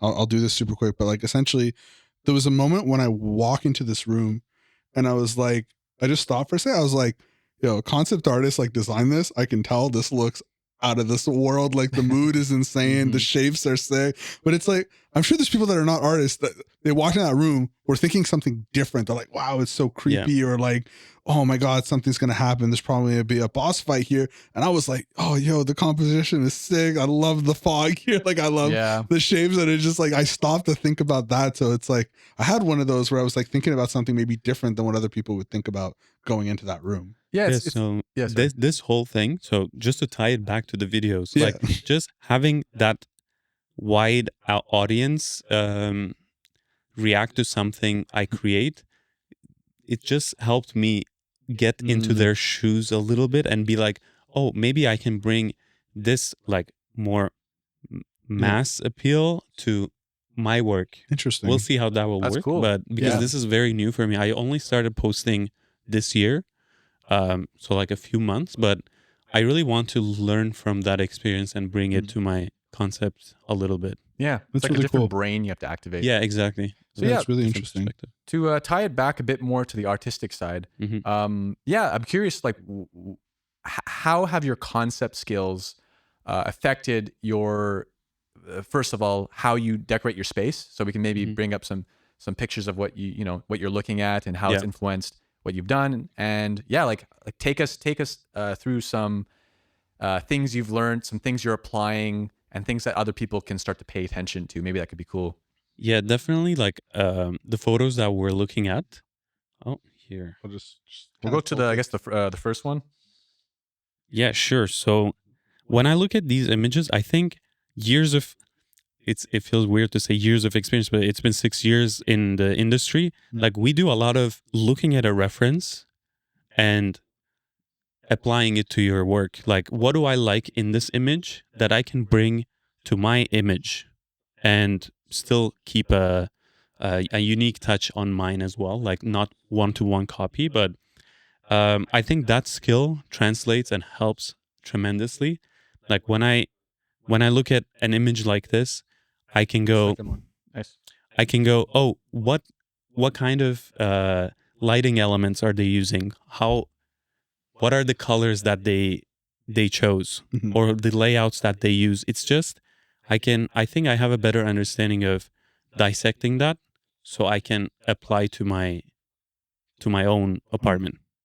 Yeah, because it's like it's a weird thing where maybe you're an environment artist and you're like, okay, well, composition's important, but then you suddenly, let's say you have to decorate your space, and it's like there's a similar muscle that you're using, but it's just a bit different. So yeah, maybe actually this is a great picture. Actually, which one? Yeah, the one that you just showed. This one. Yeah, what's some things that now that you have a bit of an eye for that you would point out, like what makes this work? Oh, I mean, what I like is this one, right? Yeah, like what makes this work? Let's say you had to dissect it a bit. Great question. Describe the room a bit, just for the people that are listening audio. Sure. Yeah, do you want to describe it? Yeah, sure. So it's like super quick, just for context. There's this kind of like very kind of beigey room, with a lot of the lights are very orange. So you have this warm tone of the beige of the walls, and then you have this nice, again, more saturated but warm tone of the orange lights, and then you have these kind of dark brown leather chairs, which are also warm as well, in kind of that segment. And because they're a lot darker, they're contrasting well off those lighter beige walls, right? You see them really, really well. So all in all, a lot of warm tones. So kind of like imagine that. But yeah, go ahead, talk about what you like about this room. And I like that they kind of offset it with the blue throw on the bed. But overall, I find that most of these interiors that I'm interested in, like that make me feel cozy, all have this specific type of lighting that's very warm, low, with maybe it relates back to it's pretty sensual, and it's maybe like it relates back to our. Sorry, I'll take I'm just that. poisoning this conversation. But maybe it relates back to our caveman times or something, because it looks like campfire, like it's like it in my mind it relates back to some connections that we make in our minds. Maybe this is more campfire, more warm, more like we're sheltered, yeah as opposed to LED lights in the ceiling giving you that feeling of like a hospital or a government building. So Very I don't sterile, know. like you. Yeah, exactly. So Yeah. I think we make these connections in our minds early on in our life, or maybe growing up, or maybe through ancestral learning, you know. But there's these connections in all of our minds made with an environment. So when I look at here and I see that it triggers a certain connection to a calm, chill environment, I'm like, okay, Yeah. I want to bring that to my apartment. And if I look at my apartment and it's like top down white LED Yeah. lighting, I'm like, okay, what does this tell me? Hospital. Yeah. Yeah. So all the anxiety maybe I have with the hospital gets triggered when I'm in my space. So I guess this is I'm kind of discovering things as I'm talking to you guys right now too. So maybe that's another aspect that I started exploring. Like, how does design relate to our like triggers? Yeah, because there's something about good design where you don't have to explain it. It just evokes feelings and a perception of the space when you're already in it. Yeah, because that connection is already made for you. Like, it's there. You just trigger that connection and say, oh, cozy place, this kind of lighting. You know the deal, you know, and the brain does the work. Yeah. Kinda. It's interesting. To anyone who's actually interested in interior design, it's one of those things where sometimes you don't know how much a space influences you until you like remove stuff or you start from scratch. Because when you start from scratch in a space, sometimes it's almost like even if I see a corner of the room or I see like the edges of my windows, the fact that I see it makes me feel uncomfortable or more aware of what's outside. Maybe I'll be like more aware of the fact that I'm in an industrial building. But when you go through, let's say, maybe covering up the edges of the windows with drapes, or maybe putting an assortment of objects around the corners, suddenly it's more about your relationships with the space itself and what it means rather than the things that I just said. So it's crazy how your brain will subconsciously tune into all like different information depending on how you arrange your space. Exactly. And I personally, I love shifting my layout in my apartment. I don't know if you guys do it, but I have nothing to shift. I think I'm good. Like I'm happy with yeah, that. I think so far it's been in this layout every time I come here, which is perfect. Great layout. Thank you. Me, I don't know why. I just love shifting things around, and you really have a new understanding of how you feel with the space, because you shift just the couch to this spot and you're like, oh, this feels a little different. Like everything is the same, but something else in your mind triggers, you know, like you have something over your head, you feel protected. It's like crazy. as simple as that. But using these like deeper triggers of the human mind, I guess, to your advantage, it relates whatever art form, like whatever you're doing that involves human, I guess it's a sort of emotional manipulation maybe through art, but we're just manipulators at the end of the day. We do that in concept art, right? Because like certain colors evoke certain emotions. Certain like triangles are more aggressive, usually associate them with enemies. Red tend to be. There's ways to make red maybe not evil, but you tend to again usually associate red with evil and enemy types and villains. So it's like certain things just have like, you know, you look at a thing like Star Wars, right? The triangular Star Destroyer is like, you know, triangles, evil, bad. So it's like you can use certain things just like in our head, whether it's because pointy things are dangerous and we can step on them and injure ourselves. Maybe that's why, but there's something subconsciously there that you can use to your advantage when making an image, but you can also use it for your own advantage when I guess designing your layout, making a place that makes you feel safe, makes you feel at home, makes you, because like with me as well, warm lights I find are super cozy. Like I love the feeling. And then when you have these like blue lights, I just feel uneasy. I find compared to having a nice, like it doesn't feel as nice as having like a little bit dimmer, nice kind of warm, cozy. You feel more at home a with sunset that kind or of a fireplace, you know. It's like those things are really which I like neither of. But yeah, that's no way. Nick, way. Do you need help? Nick, there's no way. I like the nighttime and I like winter. Okay, so like I'm a very so maybe like gloomy. Yeah. I mean, Yeah. but with the winter time too, when I think of winter time, Yeah. it's like cold and whatever outside, but we're inside Mm. Cozy. in our warmth. Yeah. Like there's maybe there's a fire burning, which is like warm lighting. It's just, yeah, I like the Star Destroyer example because it's like using that shape language, it makes your life so much easier to communicate Yeah. what you want to. Mhm. Like you see it, it's whatever comes to your Mm. mind like naturally, it is what it is. Yeah. Like you don't need to explain. One Darth last Vader, thing. red lightsaber, right? Like it's like they went Yeah, it's on the nose, red lightsaber, pointy evil spaceship. Yeah. So one last thing regarding this Mhm. this picture, because I really like it. I guess what would be cool is to like kind of show people that yes, it's not undoable to it's not impossible to make your own space or even your concept Mhm. just through an analysis. Like you can achieve that look just through understanding the recipe or the visual recipe of what makes that work. And in this case, I don't know if I had to give my shot.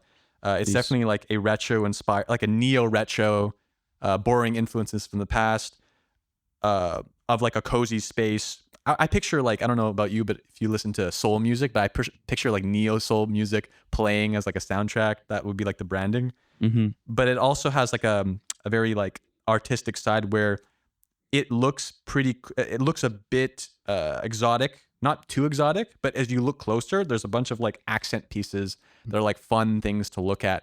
So it feels like you have an artistic kind of edge to it. So you already have things that you can plan out in your composition if you had to do like a concept, or if you had to like look for items. And that's maybe something we can talk about, like your the taste that you've developed with this and how you look for items and stuff like that. Yeah, um, a part of looking for items is sometimes these references have very expensive designer furniture that's just not very attainable for me. So it's a good practice to see how I can source this or how I can use something else that does the same job. For example, this same bed actually, it is a little bit expensive, but also it just doesn't ship here to Canada. So I was like, I like this bed. Let me try to make it. So I did build myself this exact same bed frame, and going through that, like building something, also gives you a really good understanding of. I think it's a good tool to have. Being Like, able to build stuff, yeah, it's pretty cool. Yeah. yeah, it was a great exercise in like functional design, I guess, which I didn't have much of before. Yeah, it's like the bed has to stand, or else Yeah. you don't really have a It bed. broke. I made the really? bed. Yes, I made the bed, and and it lasted a couple nights, and then one night it's just You were sleeping and it just yeah. It just Oh, like no. like I God. got into sleep and then it That's broke. terrifying. So I was like, okay, I guess I'll sleep like this today and then fix it tomorrow. So a couple iterations, but yeah. So if let's say like for people out there that kind of listen to this and they're like, oh, I want to take a stab at like designing my own place and stuff like that. I guess it's a two-parter. Where would they start? And what are maybe some like efficient ways to add a lot of life to your room and personality that represents kind of you? Like what's a cheap and easy first step to make that room be? And also, more how do you find like you developed a taste over time Yeah. too? How did you do So that? 3 questions. Yeah. Good luck. I'll be honest. I think my taste is still very much influenced by what's popular in social media. Although I bring some of my own background into it, Mhm. I think that's where I started, and I still consider myself like pretty early in the journey. So I think finding things like in concept too, like finding your style. It starts with maybe emulating other people's style, like trying to learn how they do things, and then like see what sticks, what feels right to you. So I kind of approached it in a similar way. So I look at references, images, and be like, oh, I like the lighting here. Let me give it a shot. I go to Marketplace. Facebook Marketplace in Montreal is great, by the way. Mm-hmm. I would highly recommend. Or flea markets. Like amazing places to just like get inspired. So, but yeah, so this was for the taste part. But where to start? I think lighting, for me, lighting is like king. Lighting makes or breaks a Yeah, space a lot of but times. you see that in your concepts too, probably. Like if the lighting is like, sometimes we do this exercise where you take the same scenery, you do it in different times of day, different times of lighting, and you see how much the feeling that you get out of the same exact layout, the same exact items change. So for me, lighting 100% is where I would do my first strides, I guess. Nice. Okay. And then Interesting, yeah. and then slowly um, you can start buying some furniture pieces, I guess. Whatever it's- feels good to you. I have some advice as well, because I remember getting this place, Mhm. and you kind of start with nothing, and it's a lot of investment to try stuff out, because it's Yeah. like an actual object. One thing I did that helped was kind of build a mood board. Mhm. It's pretty much like concept art, but for Yeah. your own space. So what's a mood board? A We've mood- never talked about Yeah, this. it's true. What is a mood board? For anyone who doesn't know, a mood board is like a collection of images to kind of paint a picture of like what direction you want to go into for some sort of design. In this case, it's like putting a certain aesthetic of a space, of lighting you like, and basically saying, hey, this is the direction I want to Yeah. go in. So for me, I made some Pinterest mood board where I had a bunch of stuff I liked. I liked like a more. I'm not an original interior designer. I was just like, I want something cozy. I'll do like rustic / modern. Mhm. And it informed me like of which pieces I could add to the space and build around. So for interior design, it's kind of annoying because you have to like put this thing in and then be like, do I like it? For Yeah. me, what helped was just use Photoshop.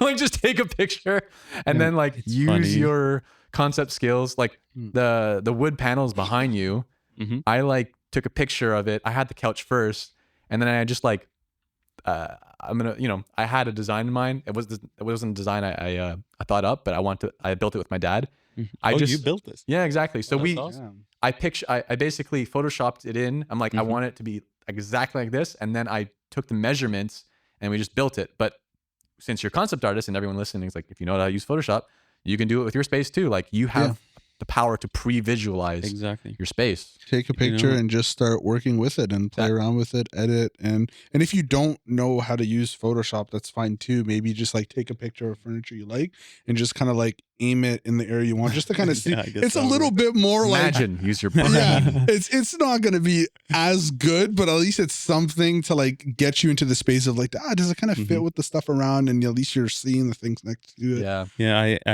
actually I forgot about this, but when I first moved to my apartment now, I did like a little scan, like 3D scan, and I was like moving things into it and planning in like 3D Blender. That's amazing. Yeah, it at least like gave me an idea of like what the size of the objects were, like just a pre-visualization. Yeah, like I didn't follow it to a T, but it was that I felt like, oh, Look at concept me. artists, Yeah. Very nerdy. yeah. Yeah. It was definitely overkill, like to I think just it's awesome. 3D build- scan and then just like That's awesome. Build do it your in room a- in Blender. Yeah. I find you That's save yourself so much time. Like, why Yeah. not use your skills? Funny story. Well, not really funny, but I had an old art director who he kind of he took this to the next level. You probably know I who it is. It's know. Dan, right? Yes, Yeah, yes, he yes. His built patio, his backyard in Yeah. SketchUp. Yeah. And he built the whole thing, and it was like a huge endeavor. Like it looks so nice, and there's so much craftsmanship that went into it, just through SketchUp. You know? I think Dan is a great example for that. Yeah, I remember him showing us the process of how he built his backyard, and it's a concept. It's full on concept project that like he just kept working on the next step basically. So the first part concept he did, and then he also built. So it's the same thing. Yeah, It's amazing. We have so many tools we under have our belt. so many tools. Like you guys, Yeah, it doesn't like it definitely would benefit you one way or another to like sharpen those tools in other spaces and just you know, it will help draw inspiration for your work too. It's Yeah. something that I think I struggled with when I first moved here, because it was just concept, and you get into this bubble where after a while everyone's works start to look like each other. You always see the same artist. It's nice to just take a step back and Yeah. get So out. maybe what we can maybe end, because we're getting at the 2 hour mark, and I think Can I just add one thing to that before we yeah, end? sure. Just like ArtStation can't be like your only reference. Like that sometimes happens a lot with people that are getting into concept art. Like your place of going is you go on ArtStation, you look at the stuff, do your stuff, ArtStation, do your stuff, and it's like there's more things out there. Get inspired by like animation, games. You can get inspired by old master painters, photography. Like there's so many different things out there. Interior design, like to pull your inspiration from, not just ArtStation. ArtStation is good. There's a lot to look at there, but who are you? Like what other things do you love and like that are going to influence you? Yeah, and real world interactions too. Yeah. I want to. we have to leave our cozy spaces, but exactly. we're hermits. But it's worth the effort. I promise you. Definitely. Yeah, it is. Yeah, to segue, it's exactly what you were talking about, just phrased differently.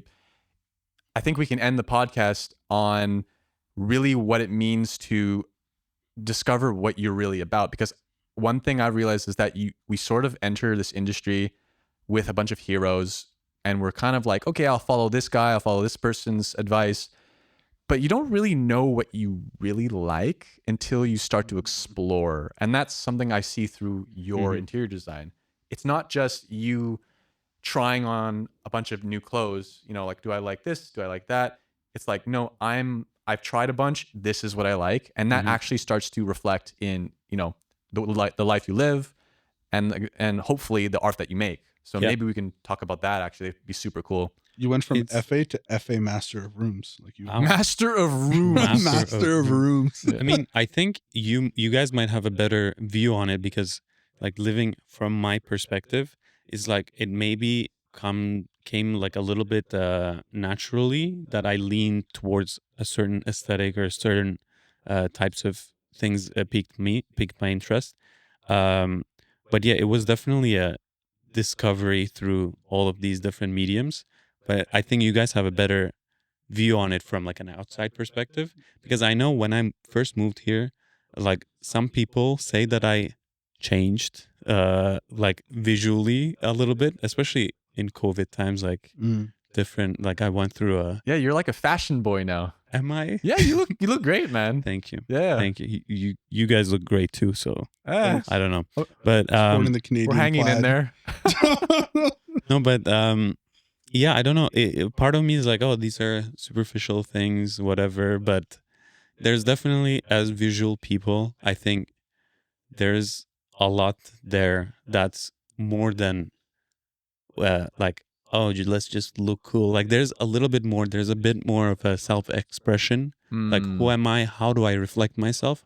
How do you, like, what do I want to say with just my, like, I don't know, the way I look, or when I invite people over, what kind of feeling do I want to give? Like, what's my brand, I guess. I have a question. Yeah. It's a deep one. Too many questions, Sean. Because when we're young, we like to fit in, we're like, I want to do this. I want to fit in. Especially, ArtStation, it's like, oh, they're getting so much attention. I want attention. And maybe you might mimic other people, which is fine. Maybe you want to get some sort of, you want to feel like you've accomplished something, which is great. What makes something that you find, let's say a certain passion, let's say it's interior design, or it could be anything else. How do you know if it's truly you? That is truly a deep question. I think it would be impossible almost to have like that level of like separation from outside influence, I feel like there's always gonna be like, we're social people, social animals. Like I feel like it's hard to say completely this is like just me, and I don't do anything to get validation, especially when you start touching on social media. Yeah. But even then, there's like a difference. There's a subtle difference where there's some things that are like, I really need to appeal to this, but if I go any deeper, maybe I don't really want to do it that much. It's just like there's maybe a need that you have. But then there's some things where maybe there's a deeper thing. You know, I think for me, it's been that I feel like I'm very open minded in terms of trying different styles, different things, different types of music, different types of movies. I hang out with like all kinds of people. I think like I really enjoy diving into just on like things outside of my comfort zone, maybe.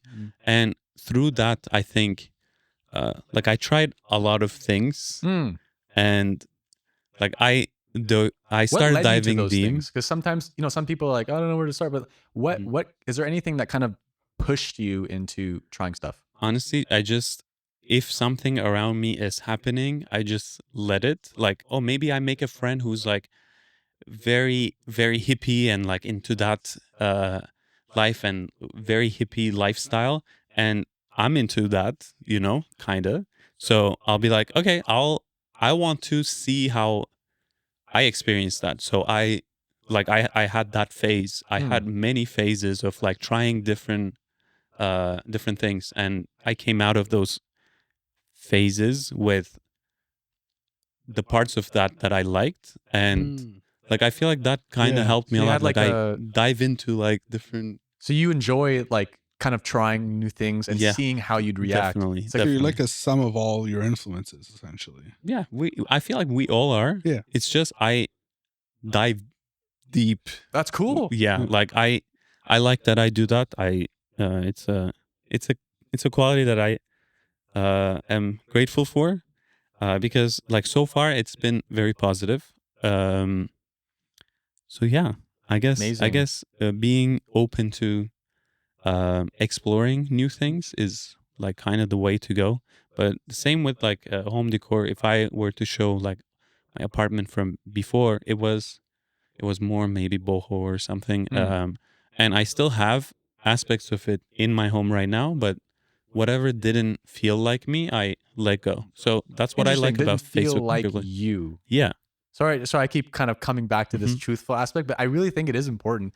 I think it's something that, at least for me, you kind of realize over time, uh, hey, like what is really leading me towards, because I guess the truest question ever, like really who I am and what I want to do, and what is just maybe like an old venture that isn't really going in that direction, kind of thing. It's like there's a different direction completely. These are so good. That I you, like these I questions. know you do, and I Yeah. love when you dive deep, and I love exploring these. I think it's a very intuitive feeling right now for me. Like I wish I could like put it into my more conscious brain to like understand, oh, this is what it is. But I feel like I have um a good intuition where like if I buy something and I'm living with it for a couple, it's happened. Like I bought a sofa, Facebook Marketplace, put it in my apartment, like sat on it, just lived with it for a couple of days, and then I was like, this is it's just not me. Like I was like, I don't feel that connection with it. I don't think we speak the same language. That's funny. It's like you don't like there's Yeah, not like a relationship that feels like good. yeah, You know what I I have mean? a question here. You Mhm. speak to your sofas? I do. Yeah, that's that's what happens when you're so social that He you're just loves like, interior Was it like a design. COVID thing? Like you started speaking to dude. I guess yeah, COVID really changed things for me. Yeah. But yeah, like I think at the base, like this is where my mind is at right now. At least is um probably how we grow up. Our childhood really has a big effect on it. So like whatever felt comfortable growing up for me, a part of me like wants to have that uh, to re-explore those feelings, So Yeah, that wonder of being yeah, a kid. And hmm Yeah. you're like, wow.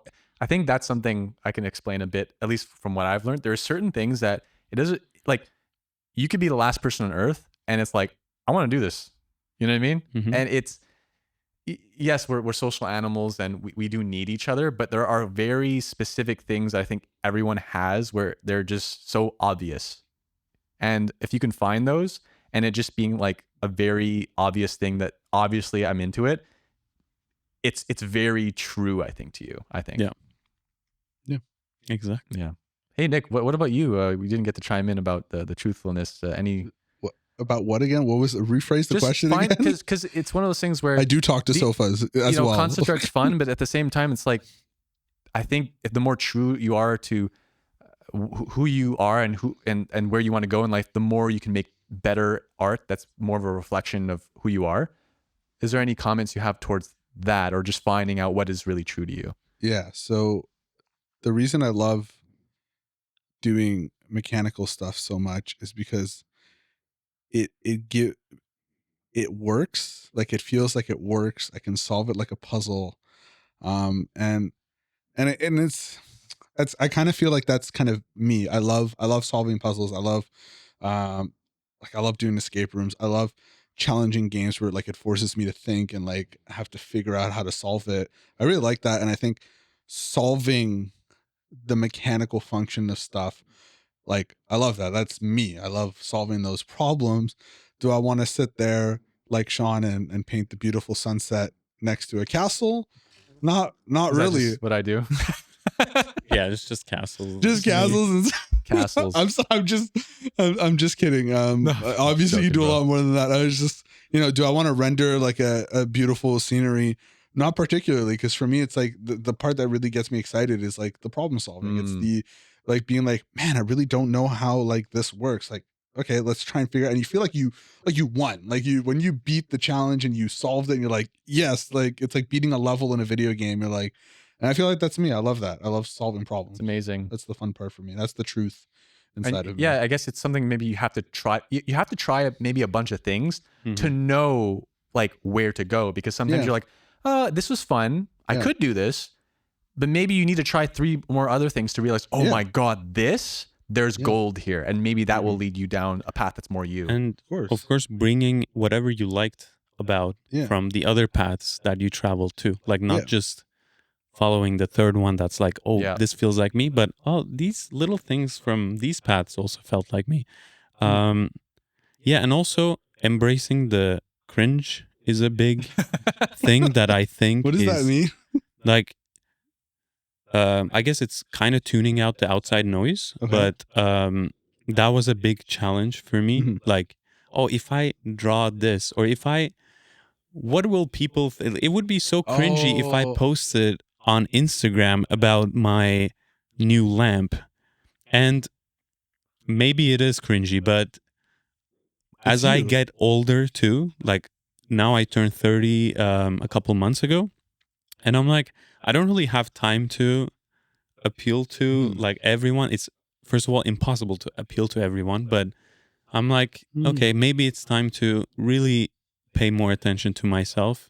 Interesting. Maybe it also comes with like a little bit more of a self-acceptance, a little bit more feeling like appreciated in general. Like, I appreciate you. thank you. Glad you Sean. You're great. Thank you, Nick. I'm not just You saying look that great 'cause Sean too. said that. Nice outfit. He's This is why I have my. This is not the Juicy Brush podcast, it's the Juicy Blush we're podcast. we're juicing Blushing. FA up. No, but actually, like having those needs met really allows you to be like, okay, I am safe. It's like the Maslow's pyramid or whatever. Yeah, exactly. At the top, you're like, okay, I am safe. I can explore, and I will be accepted, no matter. Like, Yeah, that's a great like thing to talk about maybe in a future episode. Is building that structure. Actually, yeah. There's other people like you, right? And as you found out, there's Mhm. millions of other people that find what you're doing interesting. It's not, like you went from thinking that posting maybe something like a new lamp you got for your space was cringy to all of a sudden millions of people loving this video about posting a lamp. Yeah, that your room. definitely reinforces that feeling of. I'm sure, by the way, millions of people hate it too, which is fine. fuck It's this like, lamp. Yeah, This piece of shit lamp. dude, there's always a few negative comments, but I feel like that's a given. Like, Sure, yeah. it's like if you try to appeal to everyone, you kind of appeal to no one type of thing. Like Yeah. I think it's like being true to yourself. It's just gonna pull people like you, and maybe push away people that are not so much in the Kind same. of funny, but isn't that place, so- good? Exactly. That's Yeah. exactly You know what what I mean? you. Isn't that kind of good? Don't you want That- your true self to attract the people that actually like that? Yeah. Exactly. It's scary though, Yeah, for it sure. is. Yeah. Especially when you're not like you're in a place where that hasn't been honored. Mhm. That's scary. Exactly. Yeah. But yeah, when you have that structure to allow you to be like, oh, because I know even if I post the cringiest video, I'm sure you guys would still be around to be like, hey, Efe, how are you You're like, doing? about that video, man. Yeah, like I don't think I would Goddamn. lose what I have. Are you okay, Efe? I From saw you that. posted a video about your lamp. Are you doing was all This so right? isn't cringy. gonna work, Efe. Guys, it was so cringy. Are you? No, I no. heard you talking to the sofas in the back. Are you? Are you okay? Efe? I might receive those messages now that we said that. Yep. I talked to Sofa. The I sofa don't. whisperer. Yeah. Should make a whole series just about talking to sofas and Yeah, what they me, say I back. should. Yeah, that'd be But kind of yeah, funny. it's definitely just accept the cringe, do what Accept makes the you cringe. happy. Yeah. It's Accept the the cringe. quote. What was the quote? Someone told me, "When you're a cringe, you are free." Is that the one? Yeah, to be cringe Is is that to be actually free. a quote? I was Yeah, told. it's- I was like, this oh. makes It's so much sense. It's a bit of a does. meme, but I Of course, really yeah. I really like it. Like I think Yeah. it has very good value in it, Yeah. but it's been a little bit of a meme. But yes, I believe in that. There's like That's some interesting. actual wise way of wording it, but Yeah. in essence, I think I believe it strongly. Yeah. Yeah, definitely. Yeah. So we've made it through 2 hours and 15 minutes. That's amazing. I think I'm kind of I think we should. We're Is good. there? I guess for anybody watching, please let us know what you thought, and maybe let us know what kind of, if you do art or interested in art, what kind of influences do you think that are not specifically art related that you find influenced you on your journey, whatever that creative journey is. And do you have maybe any last kind of like words of advice? We talked a lot about interior design. We talked a lot about moving, how do you but how do you embrace cringe and find these side quests? Any advice? I think it's a tough journey to self-acceptance and self-acceptance of that cringe. I think for me, definitely late 20s, like age helped me be like more at peace of who I am and to more selfishly, I guess, explore that. So hopefully it'll come with time, but being aware of that, being cringy is okay. Yeah. Just take it from me. Yeah. I Take think a it's risk. fine. Yeah, Take a risk, people. just be you. I wish I had a formula, but yeah, That's great. Yeah. Love it. Awesome. All right. Well, great. thank you, Efe. You were an amazing first guest. You've popped the juicy cherry. Hell yeah. Why Oh are my these God. phrasings the ones you With the choose? sound effects too. Oh my God. It's the sound effects. I think that just like I'm sorry. This it's is the what I'm cherry here on for. top. It's the This is sound what of I'm- Wow, it was actually really nice being here with you guys. Yeah, we It was a appreciate lot of you, fun man. having At you. first, it's like more a little nervous because first podcast Yeah. for me, Yeah. but I feel comfy. It's a cozy home that we're in, so that helps. Nice. Yeah. Well, Well, thank you so much, man. Thank you. thank Those you are some guys. beautiful words to leave it off. Beautiful. All right. Perfect. Subscribe. Till the next time, guys. Yeah, we had never said that before. You should.